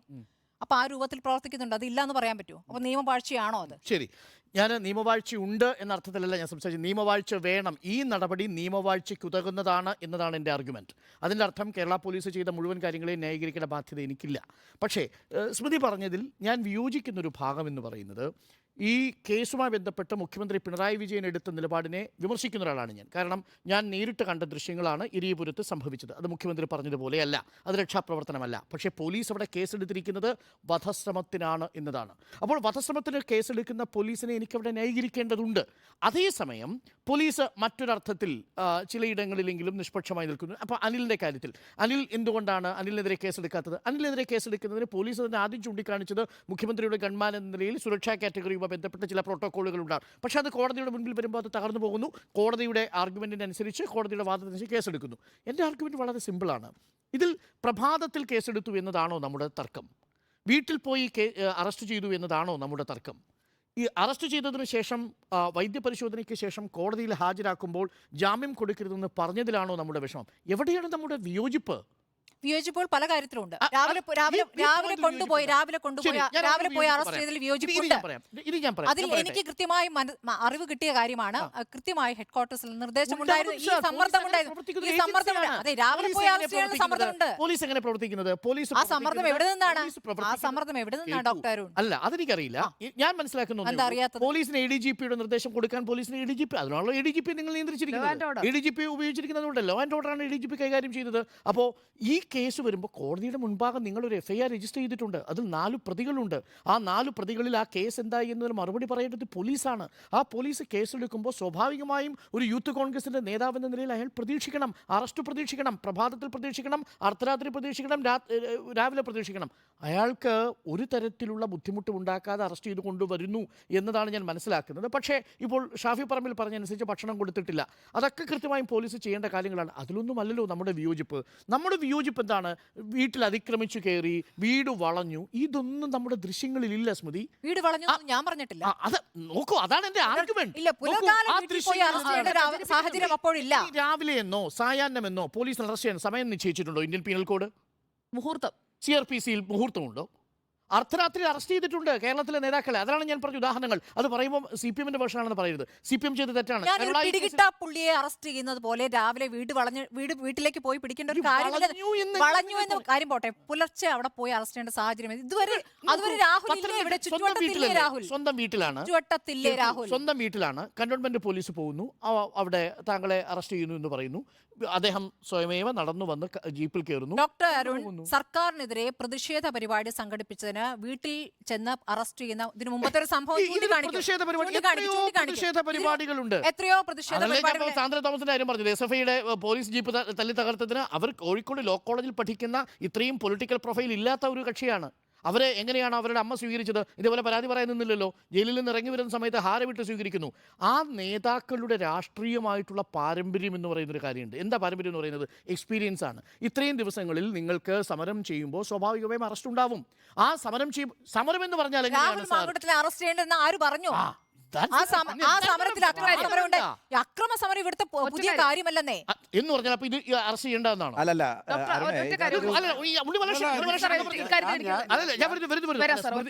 ഫോക്കസ്ഡ് ആയിട്ടുള്ള പോയിന്റ് ആയതുകൊണ്ടാണ് ഞാൻ അതിന് മറുപടി പറഞ്ഞത്. അപ്പോൾ എന്റെ ആർഗ്യുമെന്റ് ഞാൻ പറഞ്ഞു തീർക്കുന്നു. ഇതിലൊരു നിയമവാഴ്ച ഉറപ്പാക്കേണ്ട ബാധ്യത പോലീസിനുണ്ട്. പ്രത്യേകിച്ച് അന്നത്തെ ദിവസത്തെ ദൃശ്യങ്ങൾ നമ്മൾ കണ്ടതാണ്. പോലീസ് സംയമനം പാലിച്ചിരിക്കുന്ന ഒരു സമരത്തിൽ വല്ലാതെ അതിക്രമം കാണിച്ചിട്ടുണ്ട് ആ പ്രവർത്തകർ എന്നുള്ളത് നമ്മുടെ കൺമുൻപിലുണ്ട്.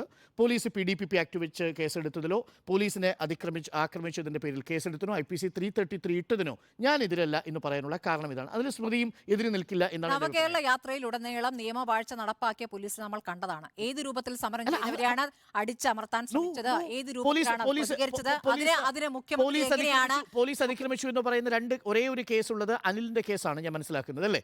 അനിലിന്റെ കേസും ഒരു ഗവൺമെന്റ് കേസും കേസ് മാത്രമേ ഉള്ളൂ. പോലീസ് നേരിട്ട് യൂത്ത് കോൺഗ്രസ് പ്രവർത്തകരെ ഭിന്നശേഷിക്കാരനെ പോലീസല്ല. ആക്രമിക്കുമ്പോൾ ഇല്ല, പോലീസ് നോക്കി നിൽക്കുകയാണ്. പോലീസിന്റെ ചുമതല എന്താണ്? സാർ പക്ഷെ എന്താണ് പറഞ്ഞത്? പിടിച്ചു മാറ്റുന്നത് നമ്മൾ കണ്ട ദൃശ്യങ്ങളല്ലേ? പിടിച്ചു മാറ്റുന്നുണ്ടോ? ഡിവൈഎഫ്ഐക്കാരുടെ പ്രശ്നം നിങ്ങൾ പോലീസിന്റെ മുകളിൽ പാട്ടനാവുന്നത്? അത് കേസ് എടുത്തില്ലെങ്കിലല്ലേ പോലീസുകാരുടെ പേരിൽ ഒരു കുറ്റമായി മാറുന്നുള്ളൂ. ഡിവൈഎഫ്ഐ ചെയ്തതിനെ ആര് ന്യായീകരിച്ചു? പോലീസ് കേസ് എടുത്തോ ഇല്ലയോ? That's A question. ഡിവൈഎഫ്ഐ ചെയ്തതിനെ ആര് ന്യായീകരിച്ചു? മുഖ്യമന്ത്രി ന്യായീകരിച്ചു. അത് മുഖ്യമന്ത്രിയോട് ചോദിക്കും. ഞാൻ മുഖ്യമന്ത്രി ന്യായീകരിക്കുന്ന ആളല്ല. ഞാൻ ഈ പറഞ്ഞ വേർഷനിൽ എന്താണ് പോലീസ് ചെയ്തത്? പോലീസിനെ പൂർണ്ണമായി ന്യായീകരിക്കാനുമില്ല. പക്ഷേ ഈ പോലീസ് കേസിൽ സ്റ്റേഷൻ എന്താണ് വളഞ്ഞ് പോലീസ് ഡിവൈഎഫ്ഐ ചെയ്യുന്നത്? പ്രവർത്തകർക്ക് പ്രതിയെ മോചിപ്പിക്കാൻ സാധിക്കുന്നു. അവിടെ ചെന്ന് എന്താണ് യൂത്ത് കോൺഗ്രസ് പ്രവർത്തകരെ മർദ്ദിക്കാൻ സാധിക്കുന്നു എന്നൊക്കെ നമ്മൾ വെഞ്ഞാറമൂട്ടിലും കണ്ടതാണ്, ചാലക്കുടിയിൽ കണ്ടതാണ്.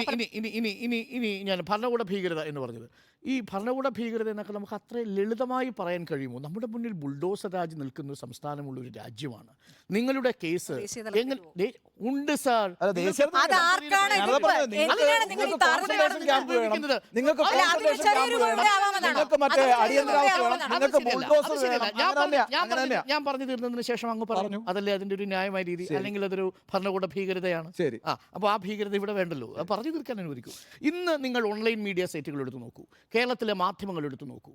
കേരളത്തിലെ മുഖ്യമന്ത്രിയെ വിമർശിക്കാതിരിക്കുന്ന അല്ലെങ്കിൽ കേരളത്തിലെ മുഖ്യമന്ത്രിയെ വിമർശിക്കുന്ന എത്ര മാധ്യമപ്രവർത്തകർക്കെതിരെയാണ് വിമർശിച്ചതിൻ്റെ പേരിൽ മാത്രം കേസുണ്ടാവുന്നത് എന്നൊന്ന് പരിശോധിച്ച് നോക്കൂ. Number of cases against journalist ഏറ്റവും കുറവുള്ള സ്റ്റേറ്റുകളുടെ എണ്ണം നിങ്ങളൊന്ന് പരിശോധിച്ച് നോക്കൂ. ഫ്രീഡം ഓഫ് എക്സ്പ്രഷൻ ഏറ്റവും കൂടുതൽ ഉപയോഗിക്കുകയും അത് ദുരുപയോഗിക്കുകയും ചെയ്യുന്ന പ്രദേശങ്ങളിൽ ഒന്നായി നമ്മുടെ നാട് മാറുന്നുണ്ട്. ഞാനിത് പൂർണ്ണമായ ലൈസൻസ് കൊടുക്കുകയല്ല. അത് ഞാൻ ഈ വാക്കിൻ്റെ പ്രശ്നമാണ് ഞാൻ ഈ പറഞ്ഞത്. ഭരണകൂട ഭീകരത എന്ന വാക്കിനെ നമ്മൾക്ക് വളരെ വേഗം ഉപയോഗിക്കാനുള്ള ടെൻഡൻസി വരും.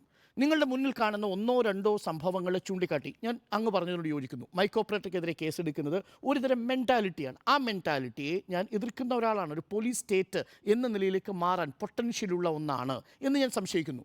പക്ഷേ അതേ പോലീസ് എത്രയോ സംയമനം പാലിച്ച് നമ്മുടെ മുന്നിൽ നിൽക്കുന്നുണ്ട്. ആ പോലീസിന് മികച്ച പദവി നമ്മൾ കൊടുക്കുന്നുണ്ട്. ആലുവ കേസിലാണെങ്കിൽ നമ്മൾ കൊടുക്കുന്നുണ്ട്. പോലീസ് സംയമനം പാലിച്ച് ഈ പ്രതികളെ പിടിക്കുന്നതിലടക്കം സംയമനം പാലിക്കുന്നതിലടക്കമുള്ള നടപടികളെക്കുറിച്ച് നമ്മൾ പറയുന്നുണ്ട്. അവിടെ എവിടെയാണ് നിങ്ങൾ ഫോക്കസ് ചെയ്യുന്നത്? ആ ഫോക്കസ് ചെയ്യുമ്പോഴാണ് കഴിഞ്ഞ കാലങ്ങളിൽ കുറേ സംഭവങ്ങൾ ഒരുമിച്ചെടുത്ത് വെച്ചിട്ട് നമ്മൾ പറയുന്നു, ദാ ഇവിടെ പോലീസ് ചെയ്തത് ഇതാണ്. പോലീസ് മെൻറ്റാലിറ്റിയോടുകൂടി പ്രവർത്തിച്ചിരിക്കുന്നു. നമ്മുടെ മുന്നിലുള്ളത് അത്ര വിരളമായ സംഭവങ്ങളാണ്. അത് ഭരണകൂട ഭീകരത എന്ന് പറയുന്ന ഒരവസ്ഥയിലേക്ക് പ്രതിഷേധിക്കുന്നവർക്കെതിരെ കലാപാഹനത്തിന് കേസെടുക്കുന്നതോ? അങ്ങനെയല്ലേ നിങ്ങൾക്ക് എങ്ങനെ കേസെടുക്കുന്നത്? വഴി തടസ്സപ്പെടുത്തിയാൽ എന്താ കേസ് വരിക? കലാപാഹനത്തിന് വഴി കേസെടുക്കുക തടസ്സപ്പെടുത്തിയാൽ എങ്ങനെ കേസ് വരിക? നിങ്ങൾ അവിടെ കലാപം ഉണ്ടാക്കണം ആഹ്വാനം ചെയ്ത് എങ്ങനെ കേസ് വരിക? എല്ലാ കാലങ്ങളിലും ഇല്ലേ? ഈ കാലത്ത് മാത്രമാണോ? ഒരു സെക്കൻഡ് നോക്ക്. ഏതെങ്കിലും തരത്തിലൊരു ഇപ്പം ഗവർണർക്കെതിരായിട്ടുള്ള പ്രതിഷേധത്തിലോ അല്ലെങ്കിൽ നവകേരള സദസ്സിൽ ഉണ്ടായിട്ടുള്ള പ്രതിഷേധങ്ങളുടെ പേരിലോ SFI DYFI പ്രവർത്തകരും സമരത്തിലിറങ്ങിയിട്ടുണ്ട്. KSU യൂത്ത് കോൺഗ്രസ് പ്രവർത്തകരും സമരത്തിലിറങ്ങിയിട്ടുണ്ട്. ഇരു കൂട്ടർക്കുമെതിരെ കേസെടുത്തിട്ടുണ്ട്. ഇരു കൂട്ടരും റിമാൻഡിൽ പോയിട്ടുണ്ട്. അതാണല്ലോ നമ്മളിപ്പോൾ ചർച്ച ചെയ്യുന്നത്. അതിലെന്തെങ്കിലും തരത്തിൽ ഒരു പ്രത്യേകിച്ച് ഒരു വിവേചനം നമുക്കിപ്പോൾ ചൂണ്ടിക്കാണിക്കാനില്ല. എനിക്ക് തോന്നുന്നു സ്മൃതിക്ക് പോലും അങ്ങനെ ഒരു വിവേചനം ഉണ്ടായതായി പറയാൻ കഴിഞ്ഞിട്ടുണ്ടെന്ന് ഞാൻ വിചാരിക്കുന്നില്ല. നമുക്കിവിടെ എന്താ, നമ്മളെല്ലാ ദിവസത്തെയും ആ ദിവസം വരുന്ന ഫുട്ടേജ് എടുത്ത് ചർച്ച ചെയ്യുന്നവരാണ് അല്ലേ. ഇന്നിപ്പോഴത്തെ നമ്മുടെ ഫുട്ടേജ് എന്ന് പറയുന്നത് രാഹുൽ മാങ്കൂട്ടത്തിൽ എന്ന് പറയുന്ന യൂത്ത് കോൺഗ്രസ് സംസ്ഥാന അധ്യക്ഷനെ അറസ്റ്റ് ചെയ്യുന്നു, റിമാൻഡ് ചെയ്യുന്നു, അദ്ദേഹത്തെ ജയിലിലടക്കുന്നു. ഇന്ന് നമ്മൾ ചർച്ച ചെയ്യുന്നു.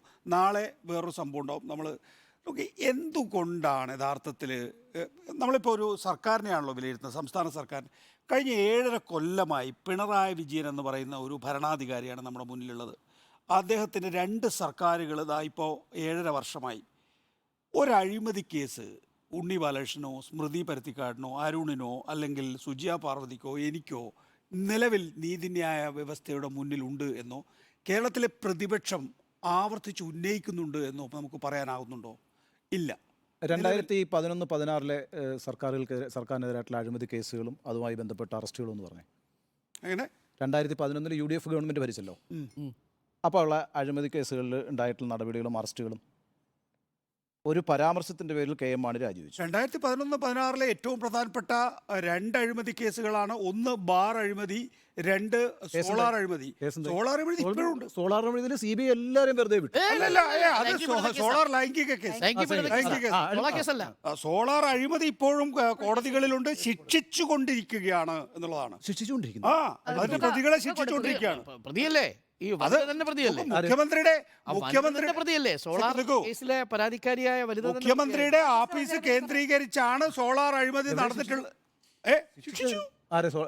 സോളാർ അഴിമതി കേസിലെ പ്രതികളെ ശിക്ഷിച്ചുകൊണ്ടിരിക്കുകയല്ലേ? ശിക്ഷിച്ചുകൊണ്ടിരിക്കുകയാണ്. ഓരോ കേസിലും ശിക്ഷിച്ചുകൊണ്ടിരിക്കുകയാണ്. പിന്നെ ബാർ അഴിമതിയുടെ കാര്യത്തിനകത്ത് അതിൻ്റെ പിന്നെ നമ്മൾ ആർക്കെതിരെയാണോ ആക്ഷേപം ഉന്നയിച്ചിട്ടുള്ളത് ആളിന്ന് ഇല്ല എന്നുള്ളതുകൊണ്ട് അദ്ദേഹത്തെ മാറ്റി നിർത്തി ബാക്കി കാര്യങ്ങൾ അവിടെ ഇപ്പോഴും നിലനിൽക്കുന്നുണ്ട്.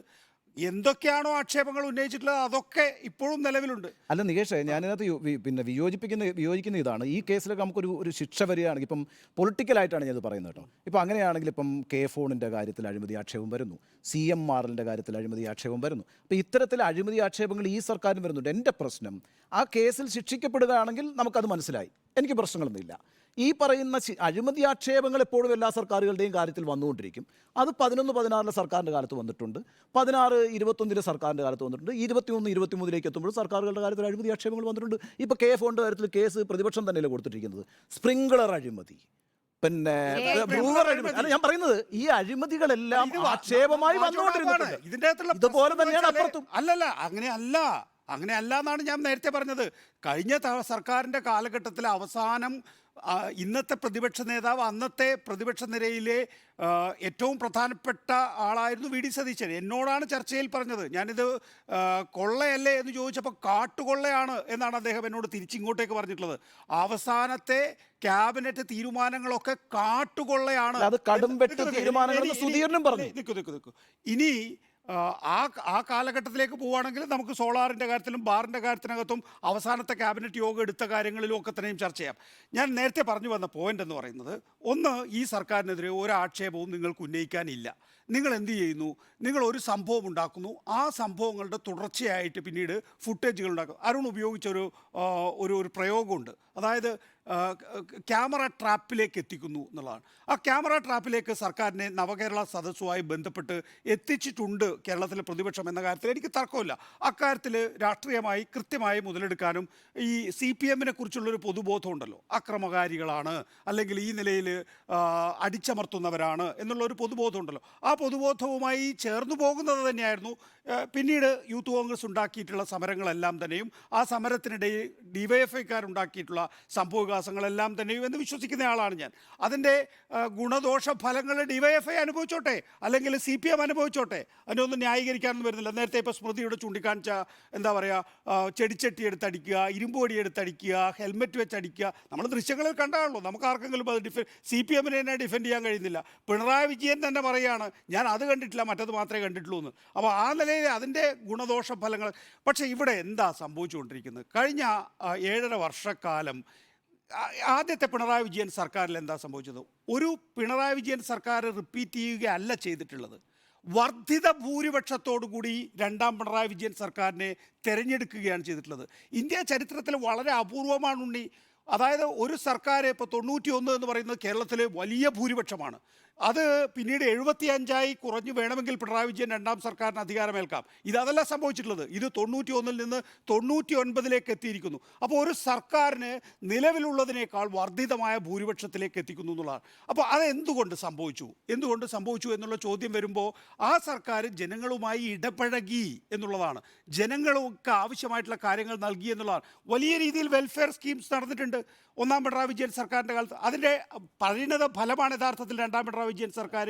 നോക്കൂ, ഈ രണ്ടാം പിണറായി വിജയൻ സർക്കാർ വന്നതിന് ശേഷം ഉണ്ടായിട്ടുള്ള കാര്യങ്ങൾ എന്താണ്?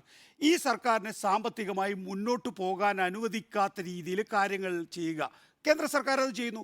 ഇവിടെ സംസ്ഥാനത്താണെങ്കിൽ കേരളത്തിൽ പുതുതായി രൂപം കൊണ്ടിട്ടുള്ള ഒരു മാധ്യമ സംസ്കാരമുണ്ട്. അതായത് ഒരു സംഘപരിവാർ മാധ്യമ സംസ്കാരം. ആ മാധ്യമ സംസ്കാരത്തിന് ഇത് നല്ല പരവതാനിയാണ്. പിന്നീട്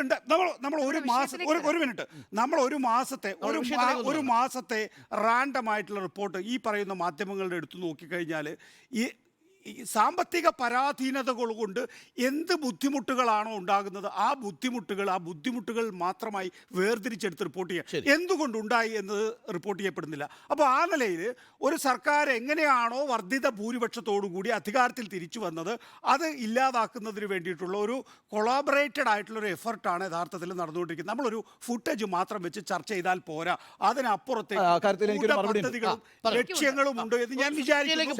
അതിൻ്റെ അടിസ്ഥാനത്തിലാണ് കേരളത്തിലെ മാധ്യമങ്ങൾ ഇന്ന് വളരെ ഇമോഷണലായി വിഷയം ഏറ്റെടുത്തിരിക്കുന്നത് ഈ നിലയിലുള്ള റിപ്പോർട്ടിംഗ് നടത്തിക്കൊണ്ടിരിക്കും. ശരി സുജി. ഓക്കെ, നമ്മുടെ രാഹുലിന്റെ വിഷയത്തിലേക്ക് വരുന്നതിന് മുൻപ് ഇവിടെ സാറ് സൂചിപ്പിച്ചതുപോലെ സർക്കാരിന്റെ ഒരു PR, അതായത് സർക്കാരിന്റെ പ്രതിച്ഛായ വർദ്ധിപ്പിക്കുന്ന, സർക്കാർ എടുക്കുന്ന നല്ല കാര്യങ്ങൾ മാത്രം പറയുന്ന മാധ്യമങ്ങൾ ഒരുപക്ഷെ ഇന്ന് ഉണ്ടായെന്ന് വരില്ല. കാരണം പ്രതിപക്ഷത്തിന്റെ ധർമ്മമാണല്ലോ മാധ്യമങ്ങൾ. അത് കേന്ദ്രത്തിലായാലും കേരളത്തിലായാലും ഏത് സംസ്ഥാനത്തിലായാലും മാധ്യമങ്ങൾ നിർവഹിക്കേണ്ടത് അതാണ്. അപ്പോൾ സപ്ലൈകോയിൽ സബ്സിഡി സാധനങ്ങൾ കിട്ടാനില്ല, 13 ഇനങ്ങളും ഇല്ല എന്ന് എഴുതി വെച്ച് കഴിഞ്ഞാൽ ആ ഉദ്യോഗസ്ഥനെതിരെ നടപടി, അത് വാർത്തയാണ്, ആ വാർത്ത കൊടുക്കേണ്ടതാണ്. അതുപോലെ തന്നെയാണ് താങ്ങുവില കിട്ടാത്ത കർഷകരുടെ ബുദ്ധിമുട്ടുകൾ, അതുപോലെ വന്യമൃഗ ശല്യമുണ്ടാകുമ്പോൾ അവിടെ ഇടപെടാത്ത സർക്കാരിന്റെ നയങ്ങൾ, അതേക്കുറിച്ചൊക്കെ ചർച്ചയാകും, അതൊക്കെ വാർത്തയാകും. അല്ലാതെ സർക്കാർ സ്വീകരിച്ച സാമ്പത്തിക ബാധ്യത ഉണ്ടാക്കുന്ന കേന്ദ്ര സർക്കാർ വരിഞ്ഞു മുറുക്കുന്നു, അതും നമ്മൾ കൊടുക്കുന്നുണ്ട്, പ്രതികരണങ്ങൾ കൊടുക്കുന്നുണ്ട്.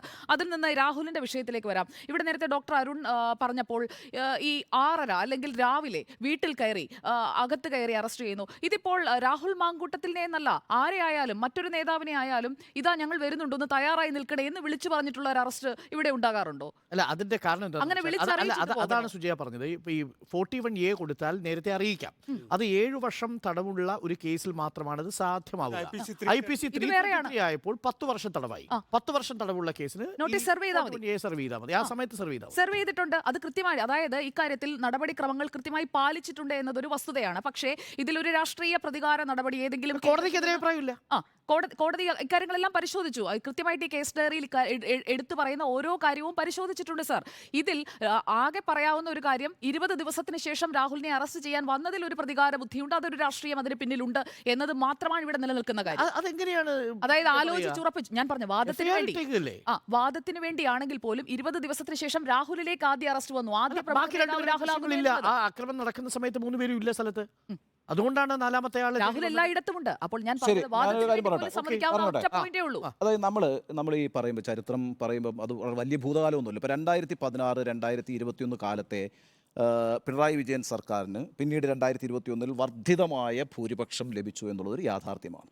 പക്ഷേ ആ സർക്കാർ ഒരു ഭാഗ്യം ചെയ്ത സർക്കാരാണ്. കേരളത്തിൻ്റെ ചരിത്രത്തിൽ ഏറ്റവും ഭാഗ്യം ചെയ്ത സർക്കാരായിട്ട് ഞാൻ അതിനെ കാണുന്നു. 2016, 2021 സർക്കാരിൻ്റെ കാലഘട്ടത്തിൽ വലിയ രീതിയിലുള്ള ആക്ഷേപങ്ങൾ ആ സർക്കാർ നേരിട്ടിട്ടുണ്ട്.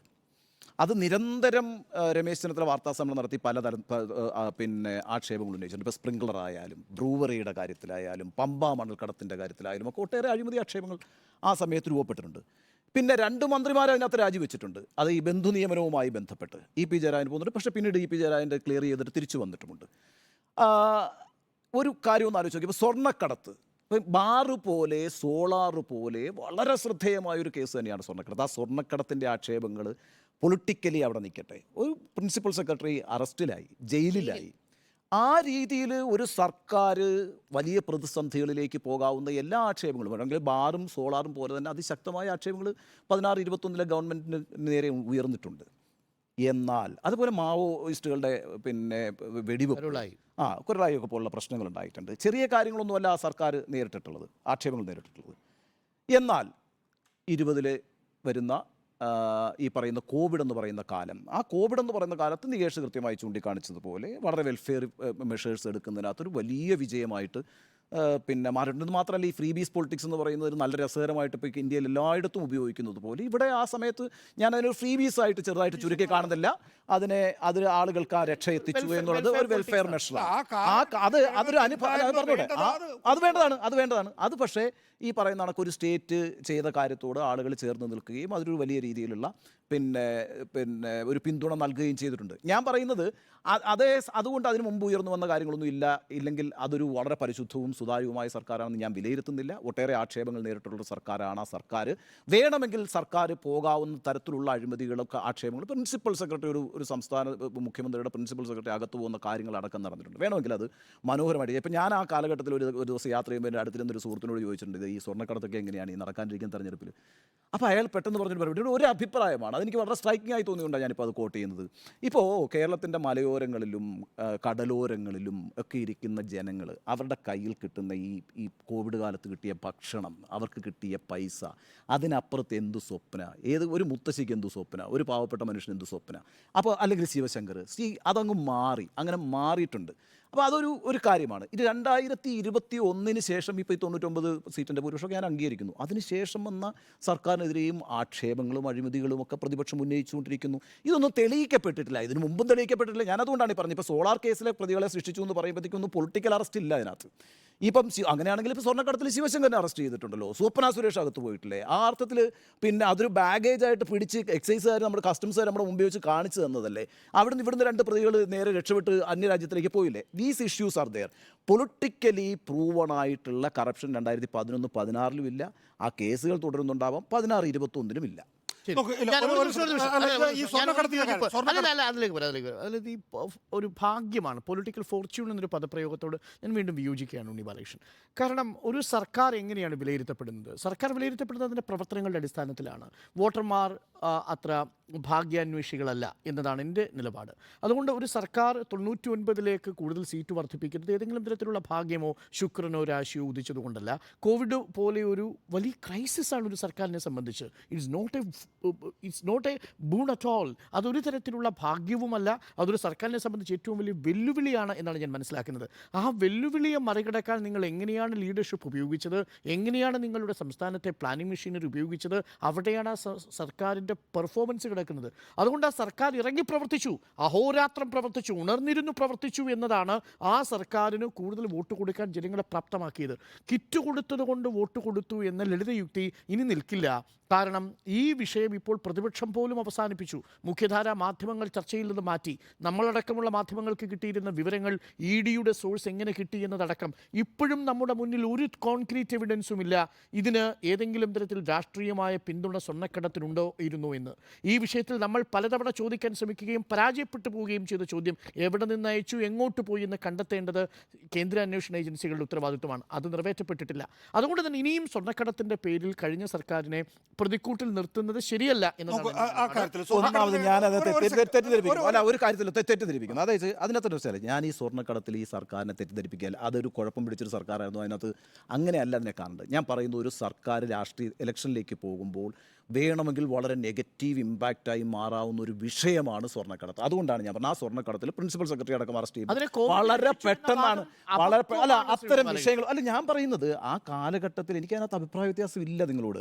ആ കാലഘട്ടത്തിൽ ഈ പറഞ്ഞ വാക്ക് ശരിയാണ്. സർക്കാർ ഉയർന്നു പ്രവർത്തിച്ചു. സർക്കാർ അതാണ് ഞാൻ നേരത്തെ പറഞ്ഞത്, സ്റ്റേറ്റിനെ ജനങ്ങൾ നെഞ്ചിലേക്ക് എടുക്കുന്നത് ആ കാലഘട്ടത്തിൽ അവർക്ക് കിട്ടിയ പ്രൊട്ടക്ഷൻ തന്നെയാണെന്ന കാര്യത്തിൽ എനിക്ക് സംശയമില്ല. പക്ഷേ ഞാൻ പറഞ്ഞത് ബാർ പോലെയും സോളാർ പോലെയും തന്നെ വളരെ പ്രധാനപ്പെട്ട ഒരു കേസായിട്ട് പൊളിറ്റിക്കലായി ഉപയോഗിക്കപ്പെടാവുന്ന ഒന്ന് തന്നെയായിരുന്നു സ്വർണ്ണക്കടത്ത്. ഇനി ഒരു വളരെ ബ്രീഫായിട്ട് ഞാൻ പറയാം. നോക്കൂ, ഈ ബ്രീഫ് ആക്കുമ്പോൾ ഒരു ചെറിയ ഇടവേള എനിക്ക് അല്ല, അത് ബ്രീഫ് ആയ ഇടവേള. ഇത് ഇതായി പോകും. ഇത് അവസാനിപ്പിച്ച് ഇതായി പോകും. അത് നമുക്ക് അടുത്തൊരു ഇതൊന്ന് വിഷയം മൈൻഡ് അതിന്റെ ഫ്ലോ പോവും. അതിനനുസരിച്ച് നോക്കൂ, ജനങ്ങള് നമ്മുടെ കേരളത്തിലെ ആളുകൾ, മലയാളികൾ വരികൾക്കിടയിൽ വായിക്കുന്നവരാണ്. അവരെ സംബന്ധിച്ചിടത്തോളം അവർക്കറിയാം കാമ്പുള്ള ആരോപണങ്ങൾ എന്താണ്, അതില്ലാത്ത ആരോപണങ്ങൾ എന്താണ് എന്ന്. അത് ചിലപ്പോൾ ഒന്നാമത്തെ ദിവസം അവരിലേക്ക് തറയ്ക്കണമെന്നില്ല. പക്ഷേ കാലക്രമേണ അത് മലയാളികളുടെ മനസ്സിലുണ്ടാവും. ഇപ്പോൾ 2 കാര്യങ്ങൾ എടുക്കാം. സോളാറിൻ്റെ കാര്യം എടുക്കാം, സ്വർണ്ണക്കള്ളക്കടത്തും എടുക്കാം. സ്വർണ്ണക്കള്ളക്കടത്തിൻ്റെ കാര്യത്തിൽ എന്താണ് സംഭവിക്കുന്നത്? ഇപ്പോൾ ഏറ്റവും പ്രധാനമായ ആക്ഷേപം എന്ന് പറയുന്നത് പ്രിൻസിപ്പൽ സെക്രട്ടറി ജയിലിൽ പോയില്ലേ. ശരിയാണ്. കേരളത്തിലെ മുഖ്യമന്ത്രിയുടെ പ്രിൻസിപ്പൽ സെക്രട്ടറി ജയിലിൽ പോകുമ്പോൾ മുഖ്യമന്ത്രി അതിനു മുമ്പ് ചെയ്ത കാര്യം എന്താണ്? അദ്ദേഹത്തിൻ്റെ സ്വഭാവ ദൂഷ്യ നടപടിയുടെ പേരിൽ തന്നെ അദ്ദേഹത്തെ ആ സ്ഥാനത്ത് നിന്ന് പുറത്താക്കുകയാണ് ചെയ്യുന്നത്, അല്ലേ? നോക്കൂ, ഞാൻ കഴിഞ്ഞ ദിവസം ശുചിയായിട്ടുള്ള ഒരു തർക്കത്തിനിടയിൽ പറഞ്ഞൊരു കാര്യമുണ്ട്. നമ്മൾ 5 പേര്, ഞാൻ ഈ ഓഫീസ് കേന്ദ്രീകരിച്ച് ഏതെങ്കിലും തെറ്റായ രീതിയിലുള്ള പ്രവർത്തനം നടത്തുന്നു എന്ന് വിചാരിക്കുക. എന്നെ പുറത്താക്കാൻ നിങ്ങൾക്കൊരു ധൈര്യം വേണ്ടേ? ആ ധൈര്യം എങ്ങനെയാണ് ഉണ്ടാവുക? നിങ്ങൾക്ക് ഞാൻ ചെയ്ത തെറ്റായ പ്രവർത്തനത്തിൻ്റെ ഭാഗമാകാകേണ്ടി വന്നിട്ടില്ല. അതിൻ്റെ ആ അഴിമതി പണം നിങ്ങൾ കൈപ്പറ്റിയിട്ടില്ല. അതിലേതെങ്കിലും തരത്തിൽ നിങ്ങളുടെ പേര് ഞാൻ പറയുന്ന വിധത്തിലുള്ളൊരു പ്രവർത്തനം ഉണ്ടായിട്ടില്ല. അപ്പോൾ നിങ്ങൾക്ക് എന്ത് ചെയ്യാം? വളരെ കൃത്യമായി എന്നെ പിടിച്ച് പുറത്താക്കാം. അപ്പോൾ പിന്നെ എനിക്കെന്താ? പുറത്തു പോയാൽ നിങ്ങളുടെ ആരുടെയും പേര് പറയാനുണ്ടാവില്ല. പിണറായി വിജയനെ സംബന്ധിച്ചിടത്തോളം പ്രിൻസിപ്പൽ സെക്രട്ടറിയെ പുറത്താക്കാൻ ഒരു നിമിഷം പോലും കാത്തു നിൽക്കേണ്ടി വന്നില്ല. ജോപ്പനും പറഞ്ഞിട്ടില്ല. അദ്ദേഹത്തിന് ജോപ്പനും ഒരു കാര്യവും പറഞ്ഞിട്ടില്ല. ജോപ്പന്റെ കാര്യം അറസ്റ്റ് ചെയ്തു. ജോപ്പന്റെ കാര്യങ്ങൾ എന്താ? ജോപ്പന്റെ കാര്യം തന്നെയാണ്. അതാ പറയാൻ വന്നത്. അതും മുഖ്യമന്ത്രിയുടെ ഓഫീസാണ്. വിശ്വസ്തർ ഒരിക്കലും ഒറ്റില്ല. നിനക്ക് ഒന്ന് പൂർത്തിയാക്കട്ടെ. 2, ഈ സ്വർണ്ണക്കള്ളക്കടത്ത് പ്രതി പിന്നീട്, അതായത് ഈ കേസൊക്കെ പുരോഗമിച്ച് ശിവശങ്കർ സഹായിക്കുന്നില്ല എന്ന ഘട്ടം വന്നപ്പോൾ ആരോടൊപ്പമാണ് നടക്കുന്നത്? സ്വർണ്ണക്കള്ളക്കടത്ത് അന്വേഷിക്കേണ്ട പ്രധാനപ്പെട്ട ഏജൻസിയെ നിയന്ത്രിക്കുന്ന കേന്ദ്ര സർക്കാരിന്റെ ഏറ്റവും പ്രധാനപ്പെട്ട ഇവിടുത്തെ ഒരു അഭിഭാഷകനുമായിട്ടാണല്ലോ നടക്കുന്നത്. അതുകൊണ്ടാണ് ഞാൻ പറഞ്ഞത് വരികൾക്കിടയിൽ വായിക്കാൻ ആളുകൾക്കറിയാം. ഇനി ഒരൊറ്റ കാര്യം കൂടി നോക്കൂ. ഇനി സോളാറിലേക്ക് പോവാം. സോളാർ എന്താ സംഭവം? നമ്മൾ അന്ന് എല്ലാം റിപ്പോർട്ട് ചെയ്തിട്ടുള്ളതാണല്ലോ. കേരളത്തിലെ ഒരു മന്ത്രിസഭയിലെ മന്ത്രിമാർ ഒരു സ്ത്രീയുടെ നമ്പർ അങ്ങോട്ടും ഇങ്ങോട്ടും പരസ്പരം കൈമാറി കേരള ചരിത്രത്തിൽ ആദ്യമായി ഒരു മന്ത്രിസഭയ്ക്ക് തന്നെ നാണക്കേടുണ്ടാക്കിയ സഭ. അതിനകത്ത് ചിലപ്പോൾ 3-4 പേരെ വിട്ടിട്ടുണ്ടാവും. പക്ഷേ അതിനകത്ത് ഞാൻ പറഞ്ഞു, ഒരു വരികൾക്കിടയിലേക്ക് വായിക്കുന്ന വിധത്തിൽ ജനങ്ങൾ കാര്യങ്ങൾ ഉൾക്കൊള്ളും. അന്ന് പ്രതികളായിട്ടുള്ള ആളുകൾ ഇപ്പോൾ ശരിയാണ്, അതിൽ ചിലർ മുന്നോട്ട് വന്നിട്ടുണ്ട്.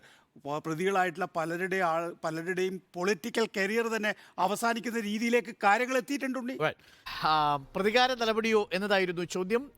യെസ് എന്ന് 3, നോ എന്ന് 2. യെസ് എന്ന് പറഞ്ഞവരെ ഒന്ന് വെളിപ്പെടുത്താം എന്ന് തോന്നുന്നു. യെസ് പ്രതികാര നടപടിയാണ്. പ്രതികാര നടപടിയാണ്. ഇപ്പോഴും നിങ്ങൾ വിശ്വസിക്കുന്നു? അതെന്താ നിങ്ങൾ പറഞ്ഞോളൂ, ഞാൻ എന്റെ വിശ്വാസം മാറ്റണോ? ഒരു ചർച്ചയ്ക്ക് ഞാനെന്റെ നിലപാടിൽ ശേഷവും കേസ് എടുത്തതിൽ തർക്കമില്ല. കേസ് എടുക്കണമായിരുന്നു. അല്ലേ, പിന്നെ എങ്ങനെ പ്രതികാര നടപടിയാവുക? അല്ല, ഇതൊരു നിയമപരമായ നടപടിയല്ലേ? ഇരട്ട നീതിയുണ്ട്. നിങ്ങൾ നിയമവാഴ്ച മനസ്സിലാവുന്നില്ലേ? നിങ്ങൾക്ക് മനസ്സിലാത്ത ഒരുപാട് കാര്യങ്ങളുണ്ട്. 133 അതെ, സഹോദരാ. PDPP ആക്ട് ഇതിന്റെയൊക്കെ വയലേഷൻ ഉണ്ടെന്ന് സമ്മതിക്കുക. അത് സംബന്ധിച്ചതിനു ശേഷം കേസെടുത്തതിൽ എതിർപ്പ് ഡോക്ടർ അരുൺകുമാറെ, നമ്മൾ ഇതെല്ലാം ചർച്ച ചെയ്തിട്ട് അല്ല ഒരു മിനിറ്റ് അങ്ങനെയല്ല, അങ്ങനെ വേണ്ട. അല്ല നിങ്ങൾ നമ്മളിതെല്ലാം ചർച്ച ചെയ്ത് പരസ്പരം തർക്കിച്ച് കാര്യങ്ങളൊക്കെ പറഞ്ഞല്ലോ. അതുമായി ബന്ധപ്പെട്ട് വോട്ട് ചെയ്തല്ലോ. ഇനി നിങ്ങൾ നമ്മളെ ഉപദേശിക്കേണ്ട. അല്ല, മനസ്സിലാവണ്ട. 1.25 മണിക്കൂർ സംസാരിച്ചിട്ട് നമ്മൾ നവകേരള യാത്ര തുടങ്ങി സമാപനം വരെ കണ്ടതാണ്. അറസ്റ്റ് വേണ്ടെന്നൊന്നുമില്ല പറഞ്ഞത്. പ്രതികാര നടപടിയാണ്. ഏത് രൂപത്തിൽ ചെയ്തു എന്നുള്ള പ്രതികാര ഏത് രൂപത്തിലുള്ള അറസ്റ്റാണ്, എന്തുകൊണ്ട് ഇത്ര ദിവസം വൈകി എന്നുള്ള ഒക്കെ സംശയം തന്നെയാണ്.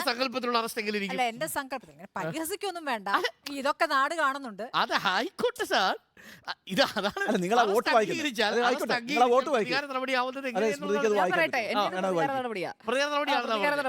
അതായത് അത് പക്ഷേ ഈ ഭരണകൂട ഭീകരത എന്ന അവരുടെ രണ്ടുപേരുടെ വാദത്തോട് ഞാൻ ഒട്ടുമേ യോജിക്കുന്നില്ല. പ്രതികാര നടപടി ഭരണകൂട ഭീകരത നമ്മൾ വേറെ ചെയ്തിട്ടുണ്ട്. എന്റെ ഭരണകൂട ഭീകരത ഇങ്ങനെയല്ല. അപ്പോ ഇതിൽ ഞാൻ കൃത്യമായി ഈ ഒരു കേസിൽ നിയമപരമായി തന്നെയാണ് മുന്നോട്ട് പോയിരിക്കുന്നത്. ഇതിൽ ഒരു രാഷ്ട്രീയ ബുദ്ധിയും ഒരു പ്രത്യേക താല്പര്യവും ഉണ്ടായിട്ടുണ്ട് എന്നതിലാണ് ഞാൻ ഇതിനോട് യോജിക്കുന്നത്. പ്രതികാര നടപടി ശരി. അല്ല, ഇത് എന്താ അറിയോ അരുണേ, നമ്മളിപ്പോ ഇന്ന് അരുൺ രാത്രി വീട്ടിൽ പോയി കിടക്കുമ്പോൾ ഓർക്കേണ്ട കാര്യം എന്ന് വെച്ചാൽ വളരെ നിഷ്കളങ്കമായി സർക്കാർ ചെയ്തൊരു കാര്യമായി ബോധ്യപ്പെട്ടു പോയി കിടന്നുറങ്ങിക്കോളൂ. ഞാൻ അതിനെ അങ്ങനെ ബോധ്യപ്പെടുന്നില്ല. നമ്മൾ രണ്ട് വഴിക്കാം. ആയിക്കോട്ടെ. എന്നെ സംബന്ധിച്ച് നിഷ്കളങ്കമായ ഒരു പ്രവൃത്തിയല്ല ആ സമരത്തിലൂടെ രാഹുൽ മാങ്കൂട്ടത്തിൽ ചെയ്തത്. ശരിയാ, അത്രേ ഉള്ളൂ. ഭയങ്കര ക്രൂരകൃത്യമാണ്. അല്ലല്ലേ? ചെറിയൊരു കാര്യമാണോ ഒരു പട്ടിക വെച്ച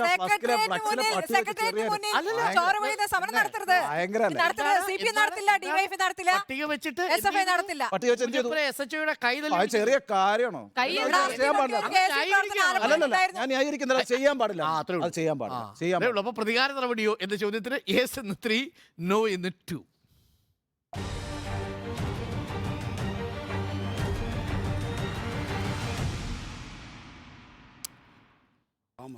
നമുക്കിന്ന് ഈ വിഷയത്തോടെ ഇന്ന് മീറ്റ് എഡിറ്റേഴ്സ് അവസാനിപ്പിക്കും. രണ്ടാമത്തെ വിഷയം ഉണ്ടായിരുന്നത് വാർത്തയിൽ എന്ന പോലെ ചർച്ചയിലും തൊടാതെ പോകേണ്ടി വന്നു. അത് മറ്റേ ചർച്ച വലിച്ചു നീട്ടി അങ്ങ് കുറച്ച് നേരം നമ്മൾ അങ്ങ് പോയി. അതുകൊണ്ടാണ്. പക്ഷേ ഇന്ന് ഗവർണറെ SFI പലയിടങ്ങളിലും കരിങ്കൊടി കാട്ടി. 8 ഇടങ്ങളിൽ പ്രതിഷേധം പോലീസ് തടഞ്ഞില്ല, ആരെയും അറസ്റ്റും ചെയ്തിട്ടില്ല.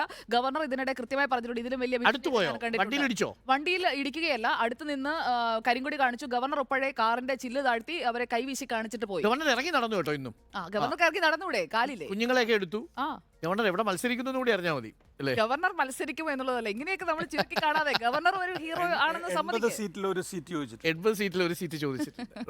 അപ്പോൾ ഇന്നത്തെ മീറ്റ് എഡിറ്റേഴ്സ് എന്നിവിടെ നമ്മൾ അവസാനിപ്പിക്കുന്നു. വീണ്ടും നാളെ കാണാം. Good night.